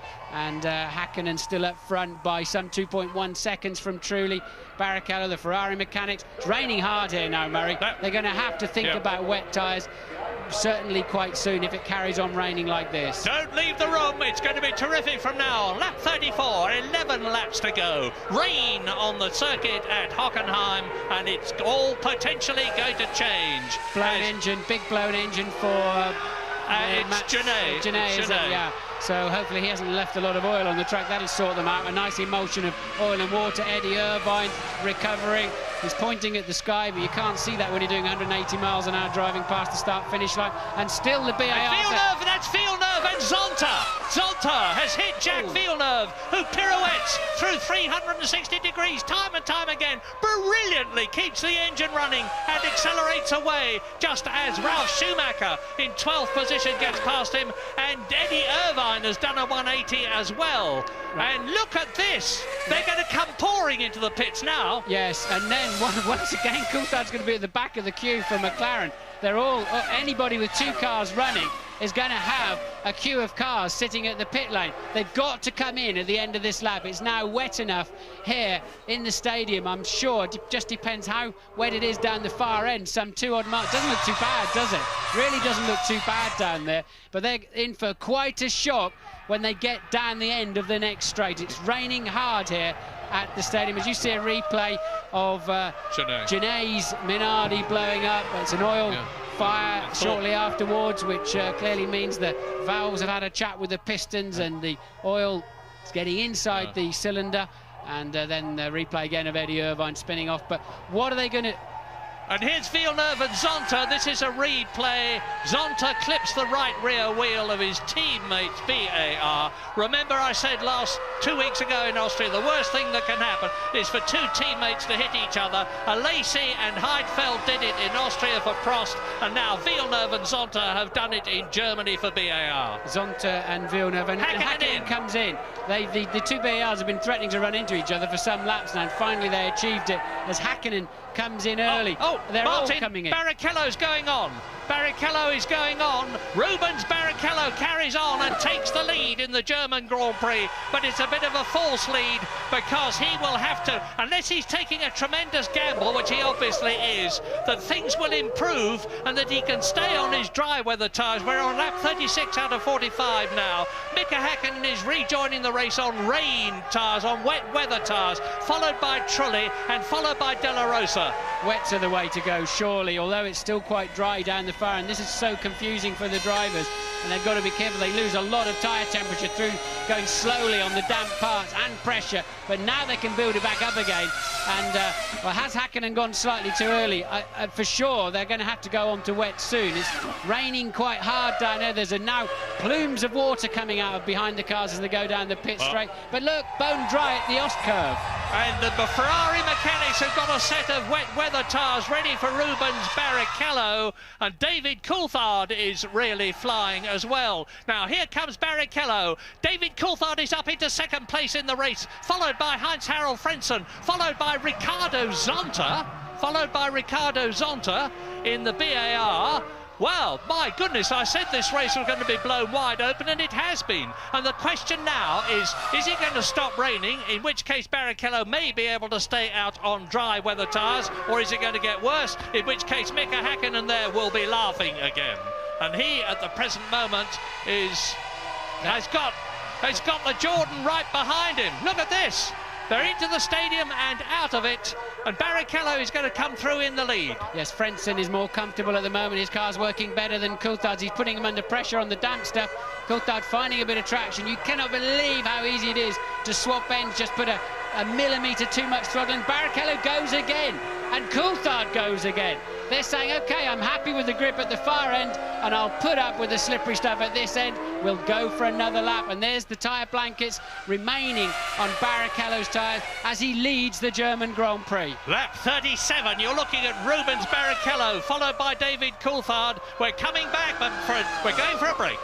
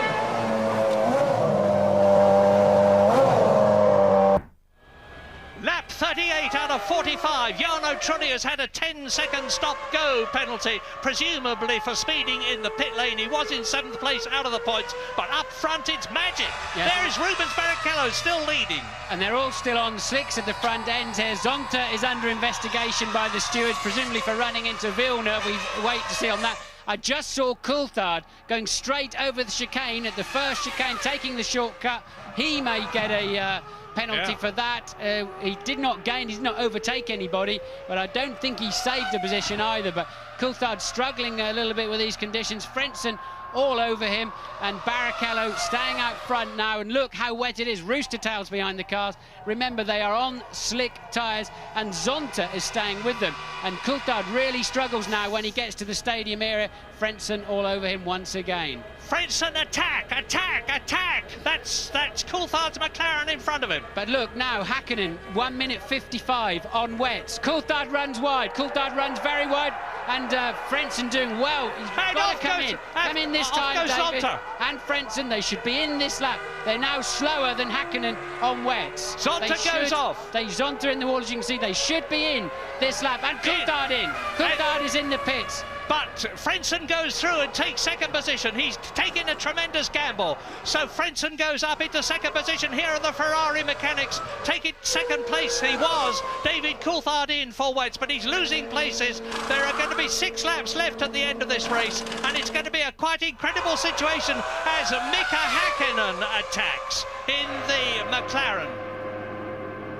So good stop there for Coulthard, 7.6 seconds. I think Frentzen made a mistake somewhere, because Häkkinen has now taken him for what will be second place. Coulthard joining the track quite late though, so Coulthard coming out with Ralf Schumacher. That's 9th place for David Coulthard. Just won't work out for him today. Now Mika Häkkinen is lapping 1.2 seconds on wet weather tyres, faster than Rubens Barrichello on dry weather tyres, and Barrichello is on lap 39 out of 45. But look, Frentzen's got back past Häkkinen again, so Häkkinen obviously losing some grip somewhere. Remember, he's on wet tyres on this dry part of the racetrack. And incredible, Häkkinen can't find any traction. And then when they get to... Now, did Frentzen make a mistake? Yes, he did, look. He went across the chicane, so he's yielded to Häkkinen. That's how Häkkinen got in front of him. And then later on, Frentzen retakes Häkkinen. Yeah, I think it was a very sensible move of Frentzen's to let Häkkinen pass, because he would have had to come in for a stop-go penalty at least for having benefited from going off. But here is a man who is not going off at the present moment. Rubens Barrichello. Is he going to win his first Grand Prix? He's had second places for Jordan. He's had second places for Ferrari. He's never won a Grand Prix, and this is Rubens Barrichello's 123rd race. He could be in the running as winner, because he is not being caught by David Coulthard or Frentzen. Now look, Häkkinen has just taken Frentzen and then pulled away about 7 or 8 seconds when they get into the wet stadium zone. So it's a complete yo-yo around the track. Now, let me just give you the positions. Lap 40, Barrichello is leading Häkkinen by 10 seconds. David Coulthard is third, and Heinz-Harald Frentzen is fourth. Mika Salo is fifth, and Jenson Button is in sixth position. And Frentzen is pulling out of the race. Frentzen on the start-finish line here with some problems, so Frentzen is out of the race. We're going to take a short break, be back very quickly.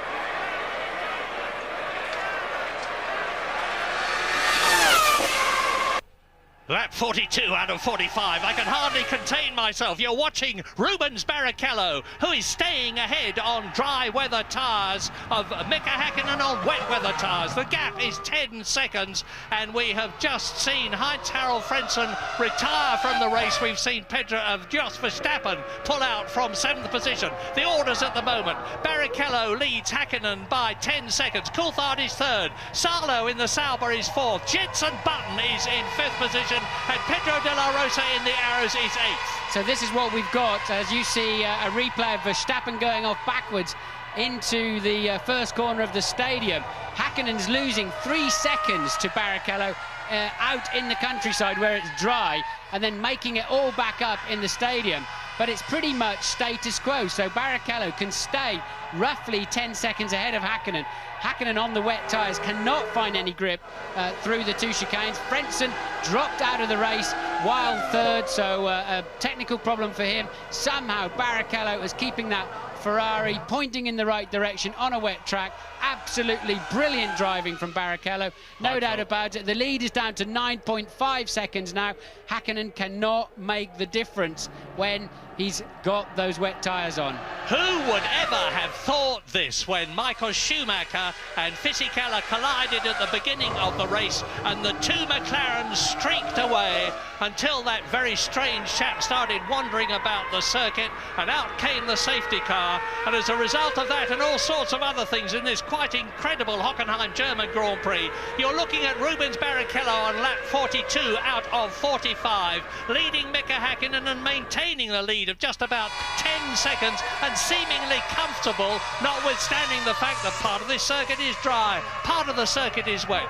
David Coulthard is in third position, and McLaren are looking good for 11 World Championship points, which is going to make them very good indeed and take them ahead of Ferrari in the Constructors' Championship. Yes, Coulthard has passed Salo somewhere out of sight of the TV cameras. Jenson Button is in 5th place with the current 2 World Championship points in his pocket. If he can get to the end of the race, De La Rosa finishing out the top 6. But once again, Hakkinen is 7 or 8 tenths up on this lap in the first section. He'll lose in the second section. He is ever so slowly catching Rubens Barrichello, but it's very much a tale of a track of two parts. Yeah, if he's catching him at half a second a lap, it's about all that he is doing, and the gap is still over 9 seconds, so that's 18 laps, and there's only 4 laps left in the race, only 3 laps left very shortly, because here comes Rubens Barrichello to complete his 42nd lap, start his 43rd, P2, 3 laps to go. That is the sign that is going to be held out to Mika Hakkinen. Yes, and Barrichello still keeping it pointing in the right direction. Remember, he started this race in 18th position.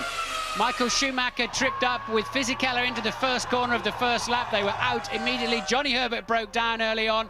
Then there are a series of incidents in the midfield, cars tripping over. They were running very close from 5th through to 19th. A series of fairly big accidents, including Jean Alesi, one of them. Then the rain started coming down, and just before that we had a strange guy wandering around the racetrack. They had to bring out the safety car, closed up the pack. Coulthard lost out because he had to wait another lap.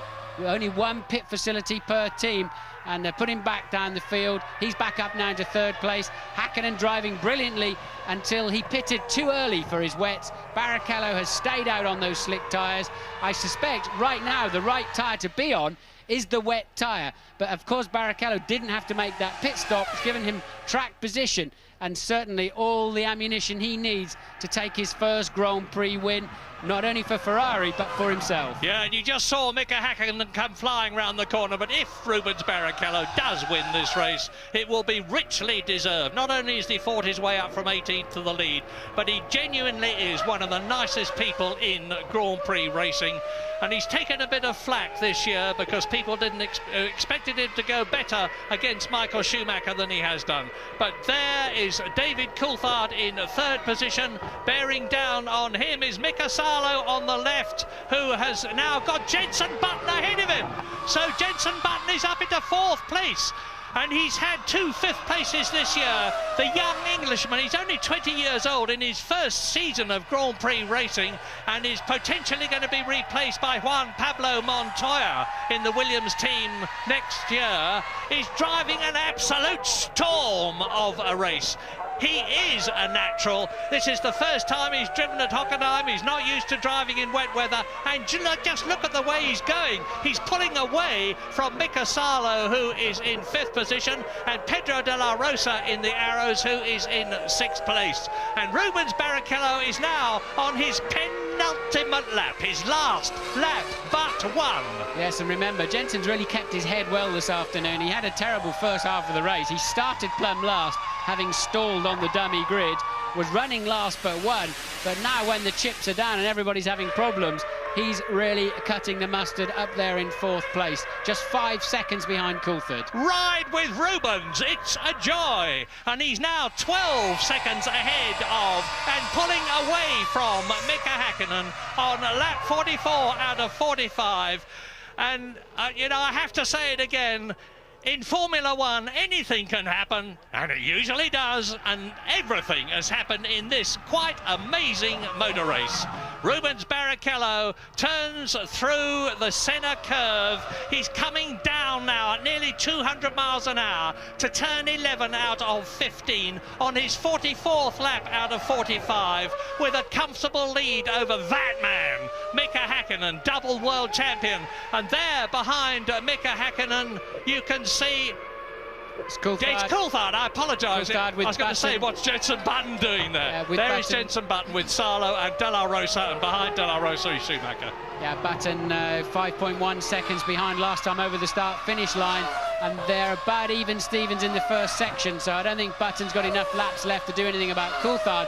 They're running similar pace, and it's now Häkkinen beginning to fade away. Those wets getting too hot. Barrichello can hack it on the wet track with the slicks, just squeezing that throttle oh so gently as he now heads into his final lap, taking the go-kart line around the outside, using all the old bits of tyre and debris to find that extra grip that you have in these slimy conditions, and the Ferrari mechanics running to the pit wall, Murray. If you believe in Ferrari, get down and pray, because Rubens Barrichello is on his last lap in what looks like being a magnificent first ever and absolutely brilliant victory. The gap between himself and Mika Häkkinen has been reduced marginally, but is still over 11 seconds as you watch the Finn coming home for what looks like a certain 6 World Championship points, which could have been 10. Yes, talk about damage limitation. Certainly with Michael Schumacher out the first corner, this is the best Ferrari could have hoped for. Is a virtuoso performance from Barrichello, and he really has given it to them, hasn't he? Those overtaking manoeuvres, albeit with a lighter car in the first part of the race, were sensational, and he had the confidence to stay out on the racetrack. There's Michael Schumacher watching the action, and the fastest man on the track by miles is actually Jenson Button, who just took 2.5 seconds out of Coulthard on the last lap, and will be giving him a real hurry up to the line for that final podium place. And if I'm right with my mental arithmetic, amazingly, Michael Schumacher is still going to be leading the World Championship at the end of this race. Rubens Barrichello is into the stadium for the 45th and last time.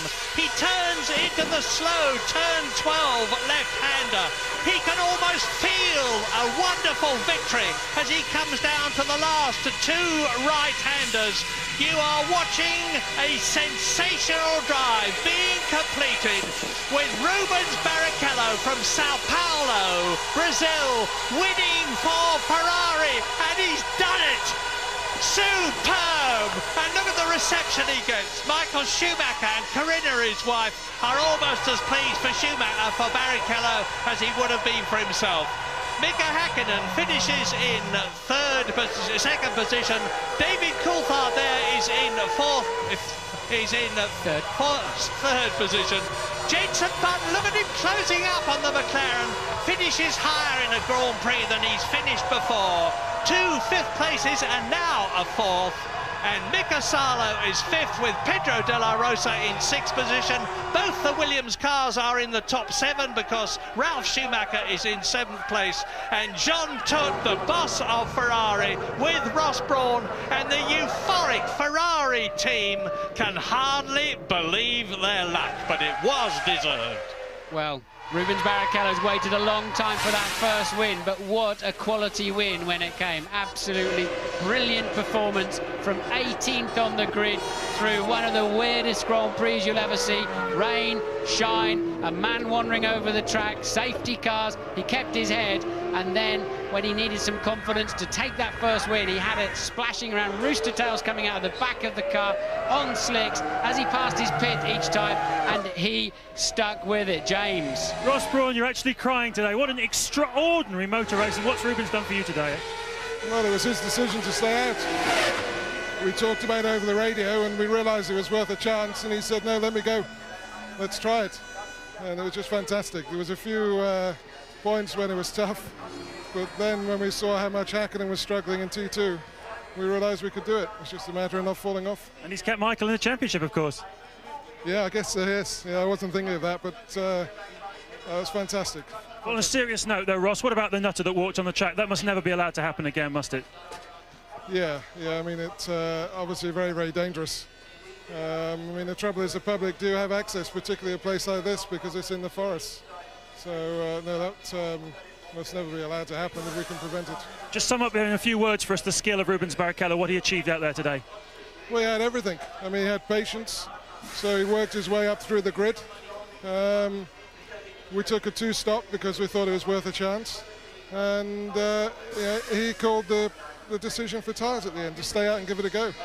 And he just drove a perfect race. A magnificent turnaround. Well done, Ross.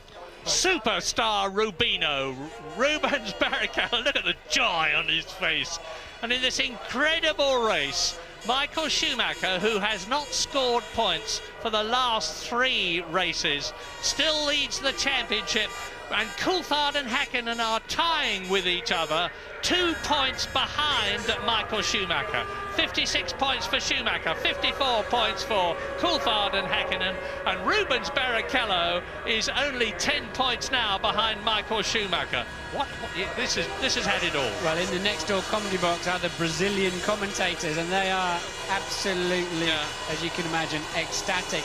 That must be the first Brazilian driver. Brazilian win since Senna won back in '93 for McLaren. Yeah, that's right. And Luciano so. Berti, the Jaguar driver, who substituted for Eddie Irvine so superbly in Austria, is standing with just the width of the glass between us. And is he a happy boy? Because he's a great friend of Rubens Barrichello's and lived until recently in the same house with the young Brazilian. Well, Michael will be very pleased. That certainly saved a part of his day at least. And Rubens Barrichello waited 123 races for this win. So well done to him. I can't think of anybody who will not be happy about that in the Formula One paddock. No, as I said earlier on, he really is a charming person. You don't hear a hard word about him from anyone. With the possible exception of some McLaren people, of course. Well, absolutely. But they won't be unpleasant words because he richly deserved that victory. And to recap, Rubens Barrichello wins the 11th race in this superb World Championship Series of the year 2000 by 7.4 seconds from Mika Häkkinen. He beat him fair and square. You heard Ross Brawn saying that Rubens made the decision about whether he would stay on dry weather tyres or come in for wet weather tyres. He made it right. He beat Häkkinen, but McLaren are now leading the Constructors' World Championship, which is some recompense, as a delighted Michael Schumacher joins a euphoric Rubens Barrichello, who I do believe is in tears. Not strictly legal, you're not allowed to be in the Parc Fermé, but I don't think anybody will mind too much with Michael going in there and enjoying that moment. Coulthard and Barrichello used to fight hammer and nail in the British Formula 3 Championship, of course. Barrichello just taking it from Coulthard, and now this is Barrichello's day. Lovely bit of sportsmanship from Mika Häkkinen and David Coulthard. And one has to say that it might well have been a very different result if that nutter had not taken it in his mind to go wandering about the track. But, you know, it was the same for everyone, and Rubens Barrichello saw his chances and he took it. This young man who comes from Sao Paulo, cut his teeth on kart racing. He lives just a few hundred yards from the Interlagos circuit, where he used to watch his heroes as a boy, little realising that he would become as good as them. And he joins the greats. Not many people have won a Grand Prix race, and our own James Allen is talking to Michael Schumacher to get his reaction. But let's spare a word too for Jenson Button, because whilst Rubens Barrichello came up from 18th to win the race, the best performance of the day, Jenson Button cut him very close indeed. He started 22nd and last. There he is on the right of your pictures now, standing on the scales, and he finishes in 4th position for 3 World Championship points. Jenson Button 4th, Mika Salo, good for Sauber. They've got 2 World Championship points. Great for Arrows, because they had only got 1 World Championship point before today. 3 World Championship points, I apologise. So Arrows have had a great race too. And in the Constructors' Championship, Ferrari actually still lead it, to my surprise, by 4 points. They're on 102 points. Ferrari, and McLaren, notwithstanding the second and third place that Häkkinen and Coulthard had, are 4 points behind them. And really, as it has been for the whole year, this Constructors' Championship is just between two teams, Ferrari and McLaren, because Williams in third place, and that's as a result of Button's fourth position, they're holding it, are no less than 80 World Championship points behind Ferrari. Yes, you may be surprised, because McLaren lost 10 points this week, Murray, didn't they, from the security seal from Häkkinen's car in the Austrian Grand Prix, as Rubino enjoys his moment of glory, and so he should. But feel a bit sorry for Jordan today. Truly was running so well for so long up there in third place. Then he got a stop-and-go penalty. Frentzen then took up the baton, and his car failed for some reason. So Jordan they're now 6th in the World Championship and going away with no points when they actually put in a very, very strong performance. Coulthard's third place, that'll be quite bittersweet for him. It'll be interesting to see what he's got to say about that pit stop early on when the safety car came out with the guy wandering around the racetrack. And then, of course, he elected to stay out on slicks, as did Barrichello, but then came in for the wets. His car not working as well as the Ferrari for whatever reason in the wet conditions. Barrichello really just peerless in those tricky conditions. Yeah, I've never seen a situation that's so cut and dried, excuse the pun, where one part of the circuit is absolutely wet and the other side stays bone dry all through the duration. Yeah, I'm wondering what the FIA, the governing body of motorsport, are going to say to Hockenheim now about the chap wandering around the circuit. This track is some 4.3 miles long, and when you're out in the forest, I don't see, to be fair to Hockenheim, that it's possible to police it and stop some lunatic climbing over the barriers. But here's a man who's climbed right to the top. Yes, thank you. He is in tears, and he does deserve to be where he is, waving the flag of Brazil, remembering his own great hero, Ayrton Senna.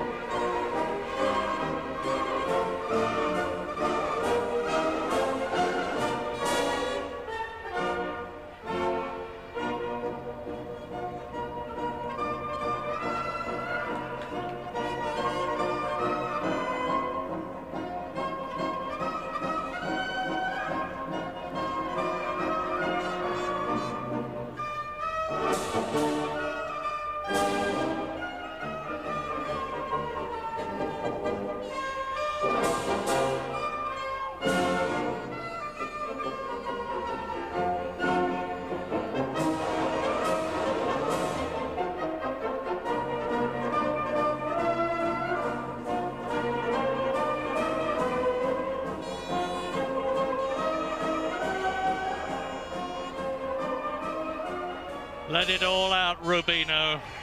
Feel proud. Feel proud. You have every right to.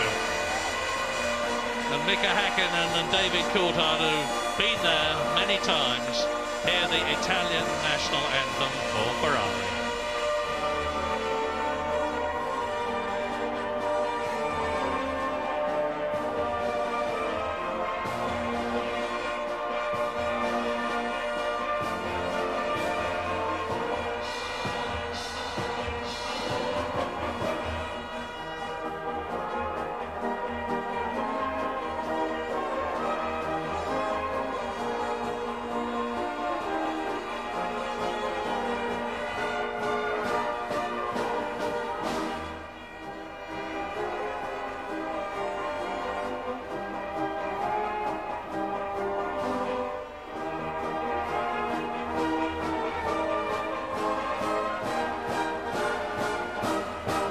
Well, I thought I'd seen it all. I hadn't seen the combination of circumstances that we've had here at Hockenheim today, which have given us a truly memorable race, which has resulted in the World Championship becoming even closer than it was before. And we've still got the Hungarian, the Belgian, the Italian, the American, the Japanese and the Malaysian Grand Prix to look forward to and to savour in this wonderful year of Formula One, which just gets better and better all the time. So, Rubens Barrichello gets his trophy from Erwin Teufel, who's the Chief Minister of Baden-Württemberg, and Rolf Oberwerder gives Mika Häkkinen his, and David Coulthard gets his trophy. And of course, the Constructors' Trophy goes to Ferrari. And it's yet another victory for the Maranello team, unexpectedly after what happened to Michael Schumacher at the very beginning of the race, thanks to the skill, the determination and the racecraft, the brilliant racecraft of Rubens Barrichello, who celebrates his first win of the season and ever in his career, very fittingly.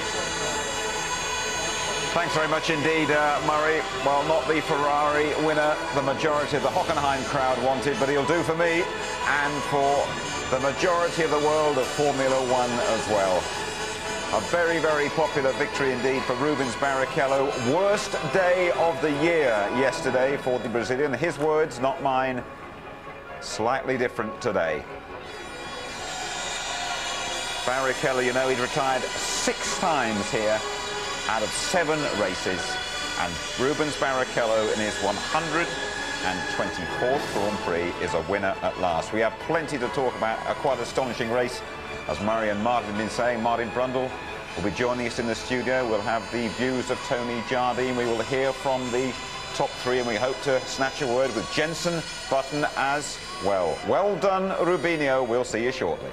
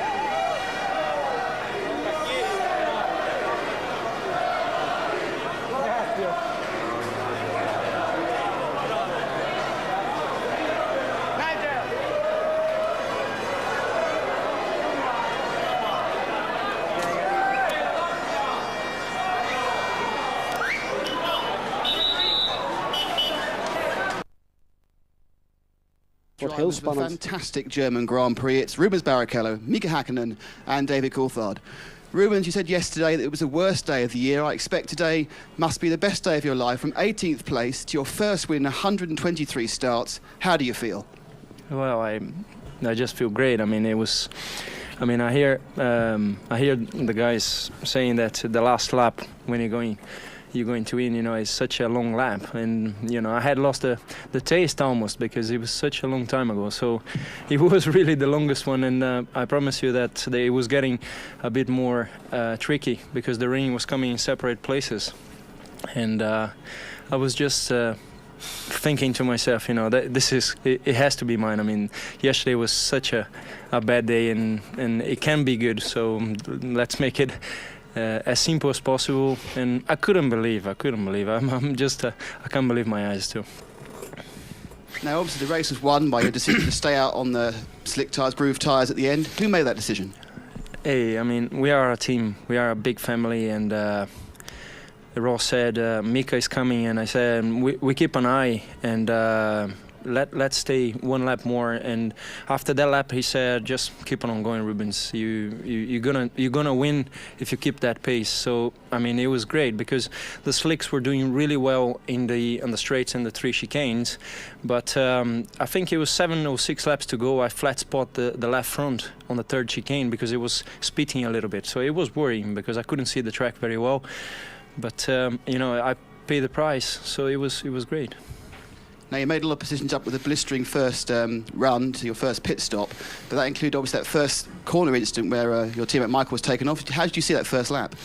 Well, to be honest with you, I only saw that Michael was out of the race when I got close to Pedro de la Rosa and Trulli, because then I started to count. I was too busy at that time. And then I just then realized that he wasn't on the track.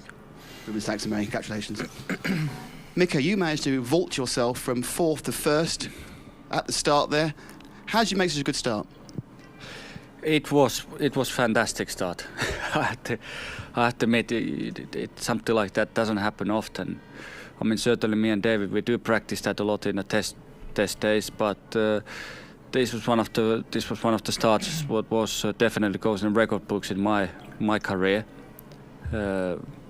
I think thanks for the team. You know, it was also part of the team who created the tactic for the start that way I'm able to make a good start, and I knew that, you know, if I don't get in a good position in the first corner, then the life's gonna be very difficult after that. But it worked. Thanks. You almost had the race won when at the beginning of the first safety car period, you came in the pits and David didn't. Now, whose call was that? Because in the past we've heard the man on pole position gets first call of pit stops. Well, the team called me in, and I have to obviously follow that order, and the decision came to my favor. I still a little bit surprised, to be honest. I mean, it probably could do a little bit differently, but after all, you know, it was in my favor, and that's it, really. Looking back now, do you think it was the right decision to change to wet tyres at the end of the race? One sense, if you think about it, I could be on a barrier. If I would have kept the slicks, I would have go off. I mean, our car was a quick car today, but not easy to drive. So if we would have continued in slicks, our life would have been really, really difficult. So, other hand, you could say we had to be extremely happy about this result. Mika, thank you and well done. Thanks. David, at the start, you made a very definite one move across Michael Schumacher. Was that revenge? No, I just got too much wheel spin and no. And I knew I was making a bad start from when I went off the line, so I just wanted to try and make it obviously as difficult as we're allowed for someone to pass me. But in the end, I don't actually know how close anyone else was behind me. All I saw was Mika passing me.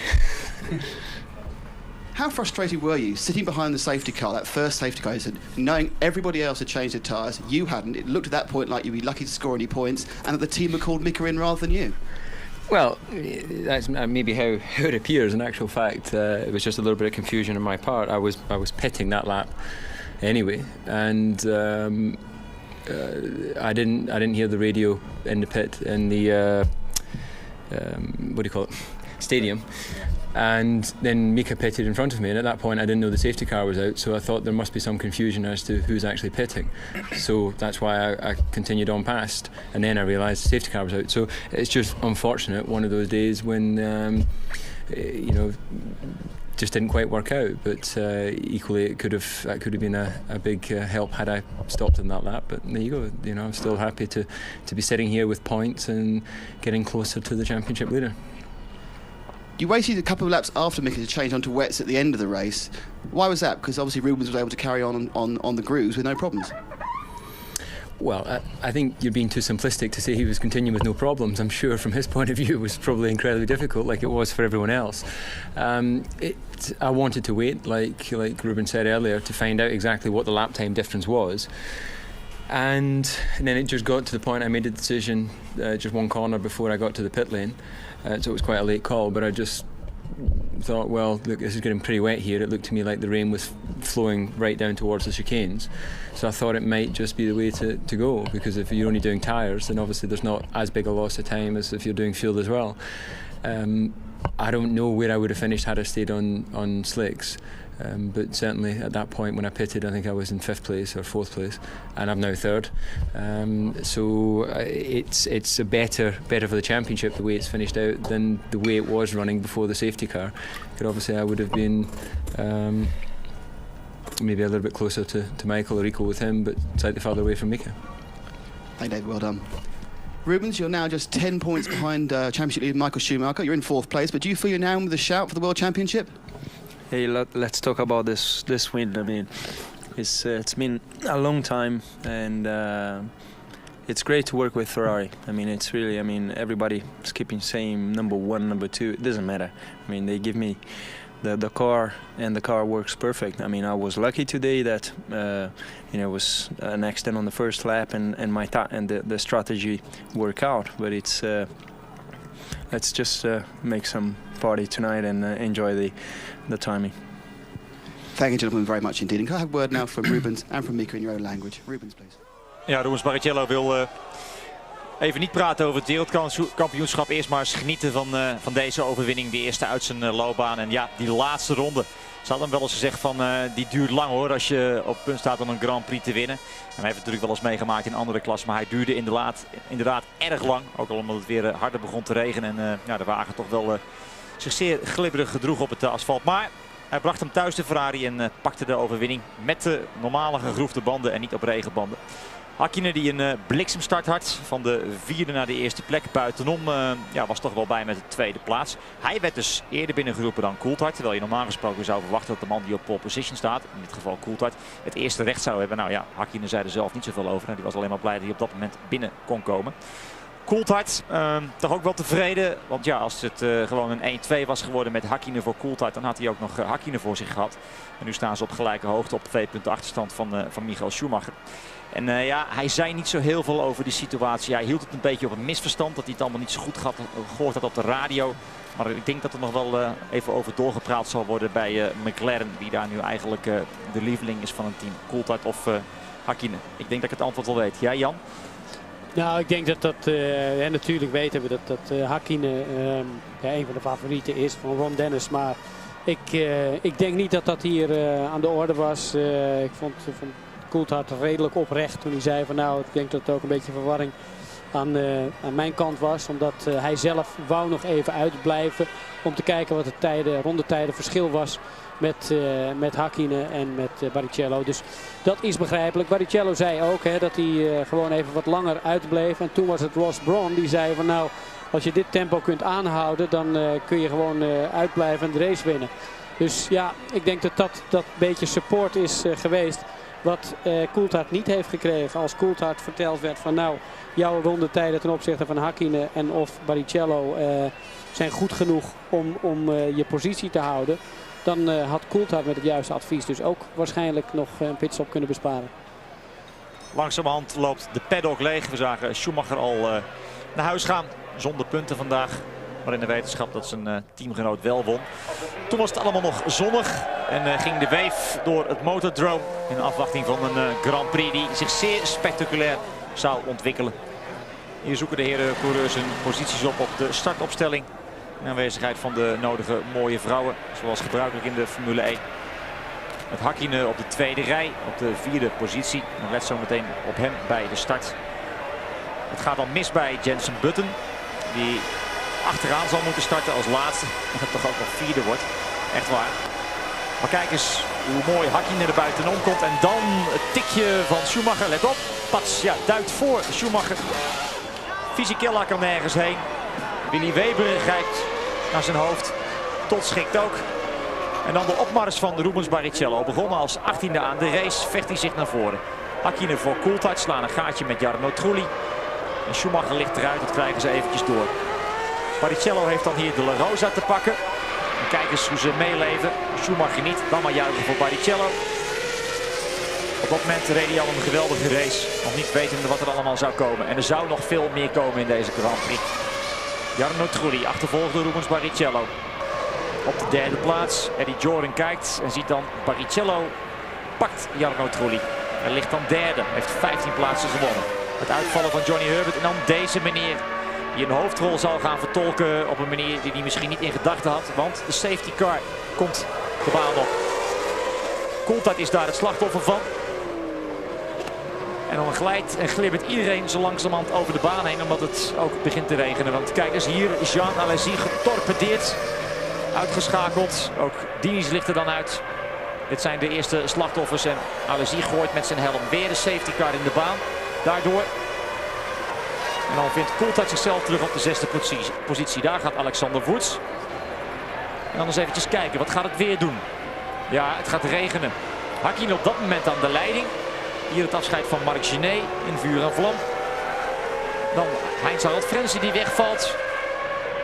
Trulli krijgt later nog een stop-and-go penalty. Daar helaas Jos Verstappen. Op dat moment lag hij op de zevende plaats en had er misschien nog meer in gezeten. Button die grijpt Salo. Maar Barrichello wordt dan de winnaar van de grote prijs van Duitsland.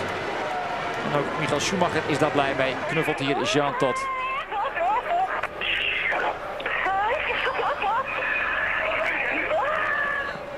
Zo klinkt iemand die heel erg blij is. Ook de felicitaties. Mooi moment van Häkkinen links en Coulthard rechts. De knuffels van de grote Schumi. En laat de tranen dan maar komen.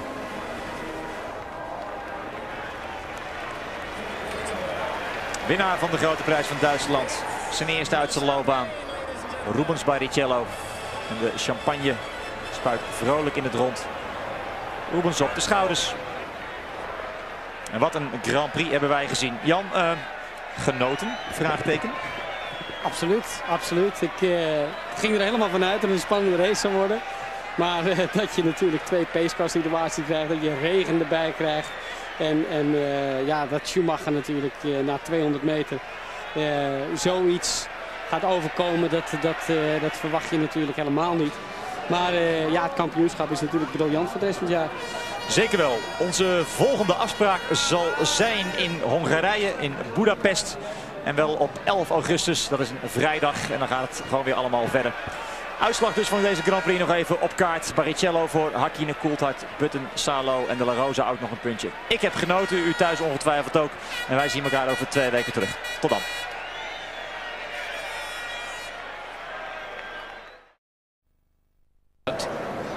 Well, basically it's put in a position with Jean Alesi, and on the braking I think he lost the control a bit of the car and hit the side of my car, and that's it. Very, very tricky conditions out there. Were you hoping for a good finish today?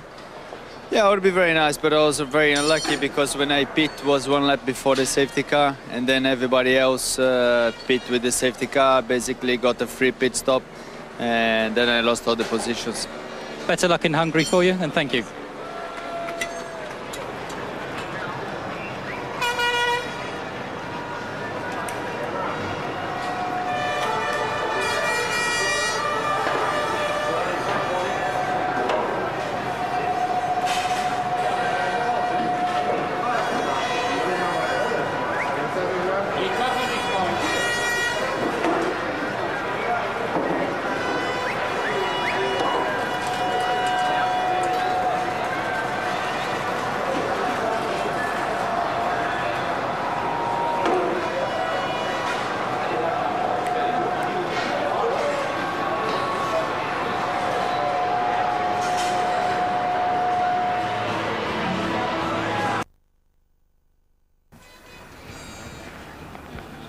There we are, the enduring image of the German Grand Prix. Rubens Barrichello, the Brazilian, just about the most emotional winner we have seen up there.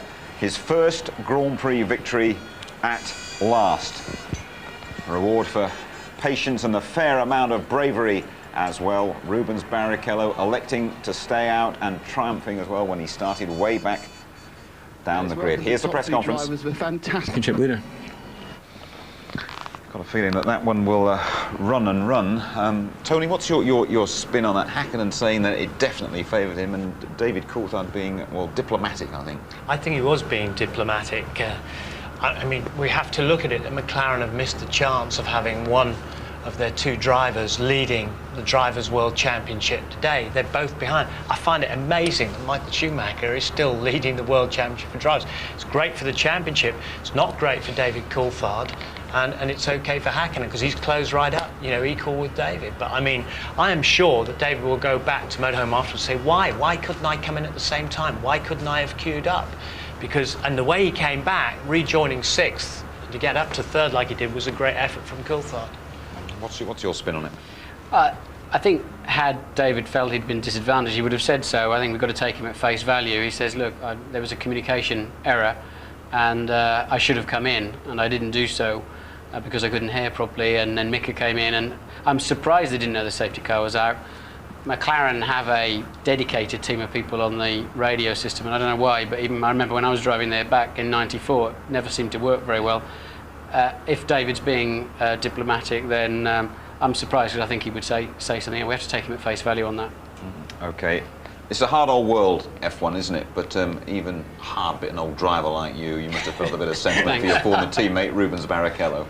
I was delighted for him, really was. I mean, Rubens matured through that year with, 2 years with Stewart. I think Jackie Stewart was a big calming influence on him, and he really matured into a top Grand Prix driver. Some of his performances early on this season I thought were not as good as I expected them to be. Remember, Michael lapped him once and virtually lapped him another time in Imola, and Rubens just didn't seem to be on it at all. But what thrills me about today for Rubens is he won the race. He went and took the race. He didn't luck into it. He didn't reverse into it, inherit the lead or whatever. He went out and won that Grand Prix from 18th on the grid. I mean, I'm not surprised he was howling his eyes out on the grid. I'd have done the same. On the podium, I'd have done the same thing. Absolutely. OK, thanks for the moment. We will be right back to look at some of the key moments of a fascinating German Grand Prix.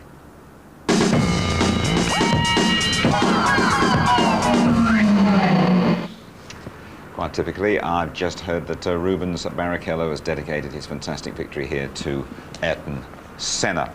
Let's have a look at the start, shall we? It's only Rubens not involved, but another Ferrari was around there, wasn't it? Yeah, I mean, this is not a revenge by David Coulthard, but he did the one move, and he did exactly what Schumacher had done to him at the French Grand Prix. Moved across to protect, but while he did that, ironically, there was a huge hole in the centre, opened up, and of course Hakkinen went through.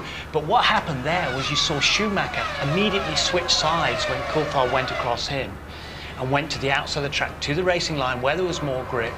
Right behind him was Fisichella, and Fisichella had nowhere to go.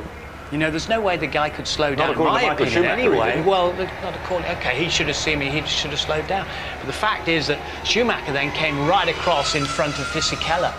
And you see again here, because Schumacher's already had to move, here's Giancarlo, hard on the brakes, taps him there, and of course the inevitable happens, and off he goes. But Giancarlo Fisichella, who's had a great finishing this record this year, straight in there, and the wheel coming off and so on. You can see the rear view of it. Now look at Hakkinen, makes a wonderful stop, but look at the gap he's got there as David goes across to protect, and that's perfectly legitimate with the one move. And I thought that was a fabulous move by David Coulthard, but it sacrificed a little bit of timing for him while he was concentrating on doing that, and off Hakkinen goes into that gap. Martin, we're used to pitch invasions and things like that, and the odd streaker here and there in other sports, but Looney's on the circuit in motor racing is a new one on me anyway.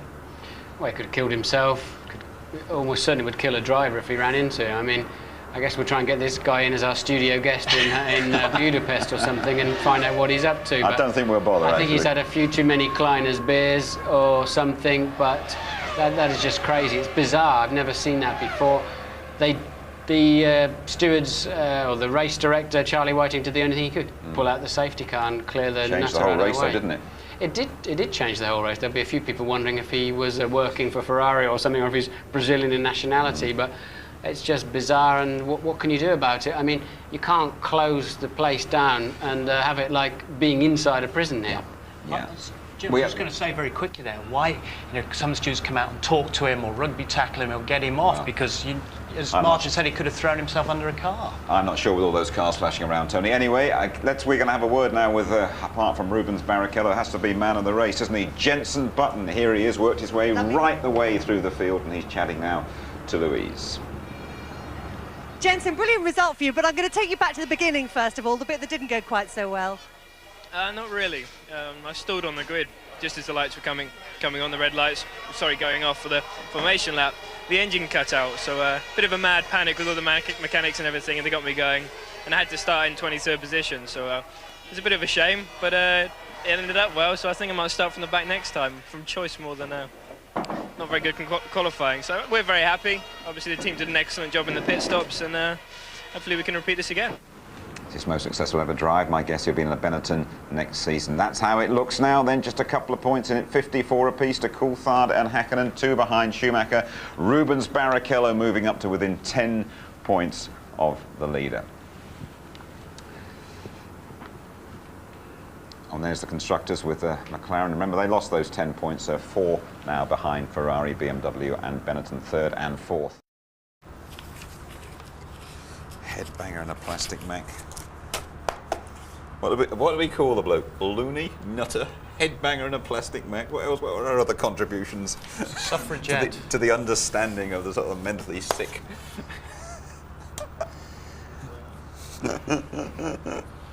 Can you imagine if it was an Englishman and how the French would have reported it? I don't think there should be any sympathy.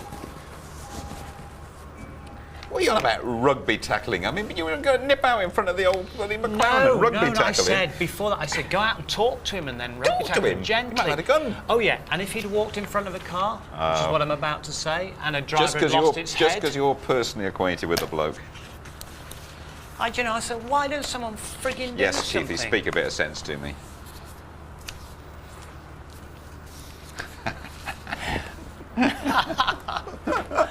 No. We should just be happy he kept his clothes on. Oh dear. 11 finished. Barrichello wins at last after 124 races. Tears on the blood of dead again, the victory too. Do you want to see some VTs teach? Sure, that'd be great. Including the man you have this great affinity with. All right. I've seen you wearing one of them Max teach actually. Pack-a-Mac they used to be called. It's infinitely superior to that crumpled up load of old nonsense that you insist on carrying around with you that my dustman threw away 2 years ago.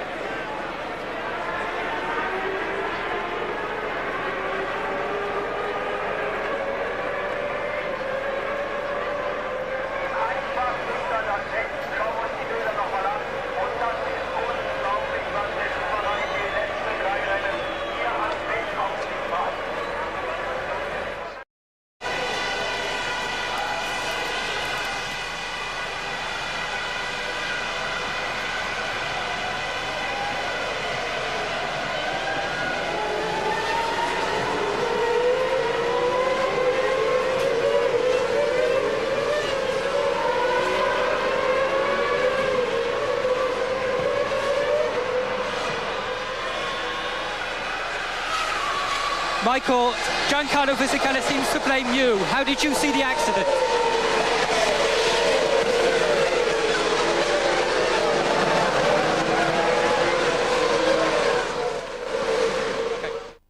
Michael, Giancarlo blamed you for this accident. How do you see it?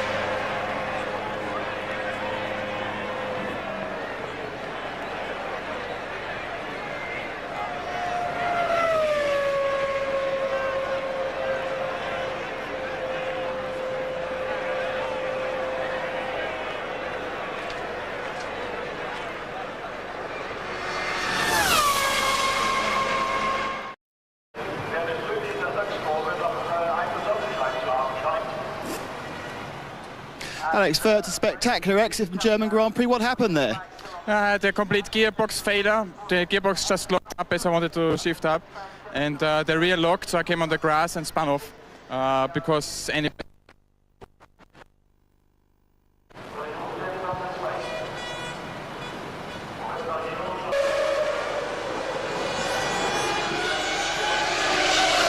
Fred's an amazing race. What was it that took you out in the end? Well, I don't know what happened, but my gearbox went up and down, and my electrical part of the car was playing nuts. I don't know what happened, but I couldn't shift up and couldn't go on a power. Nothing happened. How are the conditions out there at the moment? Well, outside the stadium was pretty dry still. Inside the stadium was very slippery. Bad luck, but great drive. Thanks.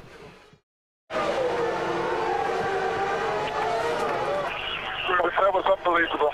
Just unbelievable. Great drive.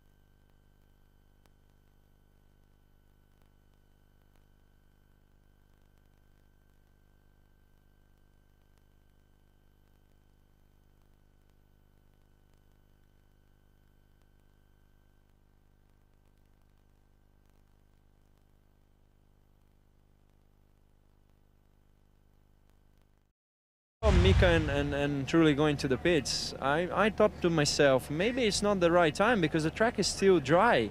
So I said, Ross, give me the update and tell me what time he's doing. And he said, Rubens, if you can keep the car on the track and the pace you're going, you're going to win the race. And that was marvelous. That was the best feeling I ever had. My last win was 91 in Donington with a Formula 3 car, and it just feels so good. I mean, it took so long for that last lap. Michael, a very emotional moment for you and Rubens. He's done you a favour, but he's driven absolutely magnificently today, hasn't he? Yeah, absolutely brilliant. I mean, to be in this condition, to be out with slicks and drive as fast as the rest with the rain tyres. I bet you didn't think you'd be laughing at the end of this race when you went out, did you? No, I was close to tears and throw my helmet through the corners, but obviously now he made up quite a lot of this. And the championship begins here again? It looks like, yes. We have to start again from zero. I guess it's helped us the fact that Michael hasn't scored. Rubens has moved back into the frame.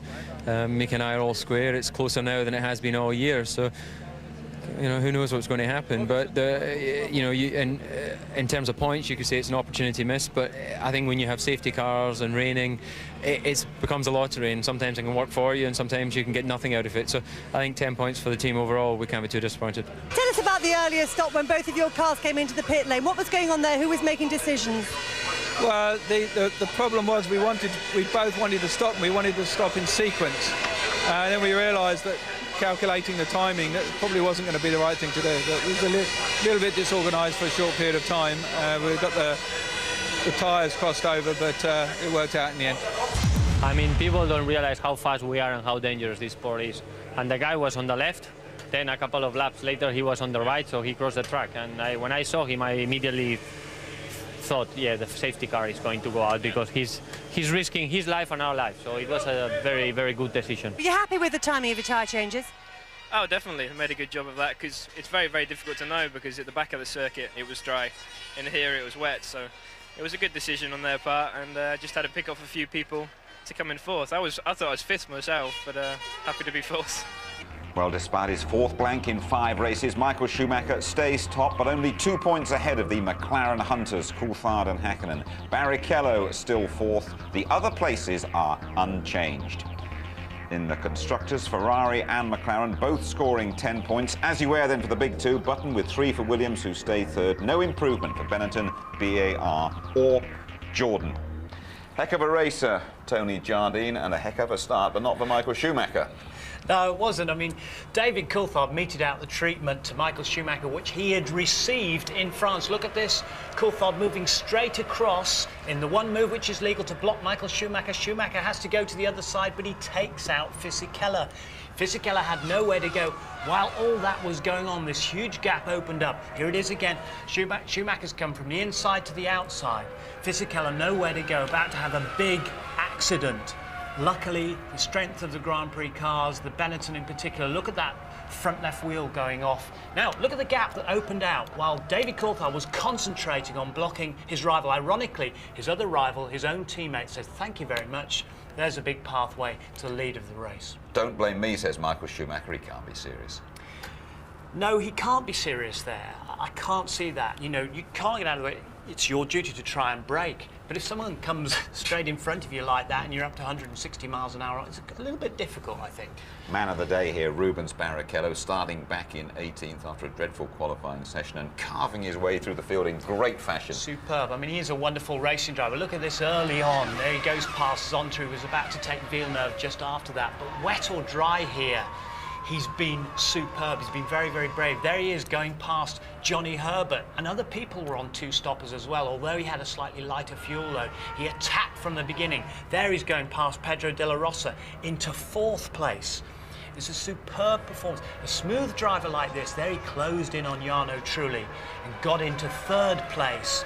Braved it out, toughed it out there on the inside. And the Ferrari was in good shape, but Rubens was equal to everybody. He was superb today. Tony, I hate giving publicity to people who disrupt sporting events, but this unemployed Frenchman from Limoges, who apparently was sacked by Mercedes a few years ago, not much chance of them giving him his job back. Yeah, had a real sort of factor in this race. Makes me very angry. I mean, this is like suffragette. This is Emily Pankhurst stuff. Could he have, you know, stood in front of a car? He could have done. Nobody came out to try and talk to the guy or try and tether him, calm him, then, you know, take him to the ground or something. There was a risk that he genuinely could have been run over. In 1977, Tom Price hit a marshal. Tom Price was killed, and so was the marshal. The car would have hit that guy at 200 miles an hour. David Coulthard might have wanted to extract his own revenge on that person, because what happened after the guy went on the track had a crucial bearing on the outcome of the German Grand Prix. The safety car had to come out, and that was absolutely the right thing to do. As I said, I felt some marshals could have come out and tried to talk to the guy and at least restrain him. But then, Häkkinen, because he was the lead in the first car, the other cars that had come in, he'd already come in for his pit stop. David Coulthard had to wait while the safety car was going around. He was in danger of falling really far back, perhaps even to the back of the crocodile tail of cars, but he managed to eventually get back out there. Great work by McLaren crew, get to 6th. There are 2 sets of refueling equipment. There are not 2 sets of mechanics, so they've perhaps told him to wait, even though perhaps he wanted to come in and queue up and not lose so many places. Spectacular moments. I want to look at one of them. Deniz and Alesi with tyres flying around and all sorts. Well, the interesting thing here is that Deniz has been blamed for putting Fisichella off at the start in Austria with a mad move. He definitely put Alesi out here, and the veteran there, the veteran Frenchman, was lucky to survive a big crash. Now, this is not Zonta's fault. Zonta had gone on the inside to try and get past Villeneuve. Villeneuve said, I'm not having it. Went outside him, was damp on the curbs, and Villeneuve dropped down to 8th place because of that.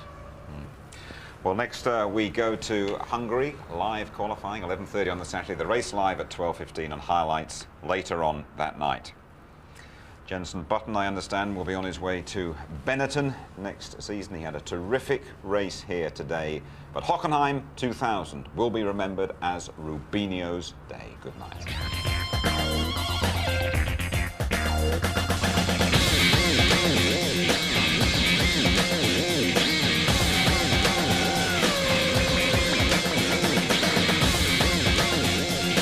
Rain on the way.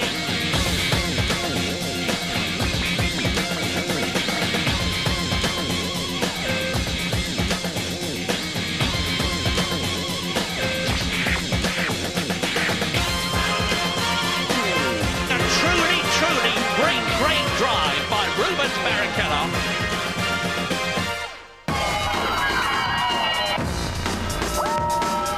F1 on ITV in association with Texaco.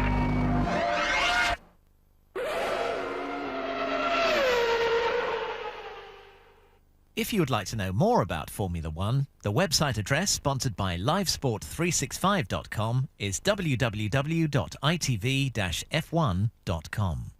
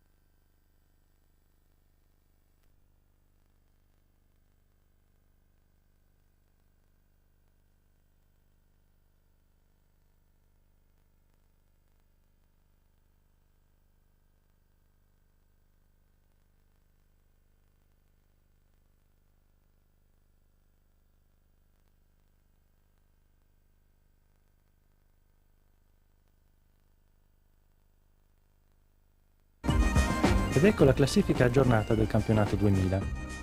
Il ferrarista Michael Schumacher guida sempre con 56 punti. A 2 punti David Coulthard e Mika Häkkinen della McLaren. A 10 punti con 46 punti Rubens Barrichello. Poi Giancarlo Fisichella, il primo italiano con 18 punti. Ralf Schumacher su Williams 14 punti. Jacques Villeneuve 11 punti. Il giovanissimo Jenson Button 8 punti, poi l'altro italiano Jarno Trulli 6 punti, come Mika Salo 6 punti, poi Frenzen, l'altro pilota della Jordan 5 punti, quindi Eddie Irvine su Jaguar 3 punti, poi i due piloti dell'Arros, Verstappen e Della Rosa con 2 punti, fanalino di coda Riccardo Zonta della Bar con 1 punto. Passiamo ora alla classifica dei costruttori. La Ferrari guida con 102 punti, la McLaren a 98, poi la Williams a 22, quindi la Benetton a 18, la Bar a 12, la Jordan con 11 punti, quindi Sauber 6 punti, Arrows 4 punti, chiude la Jaguar con 3 punti.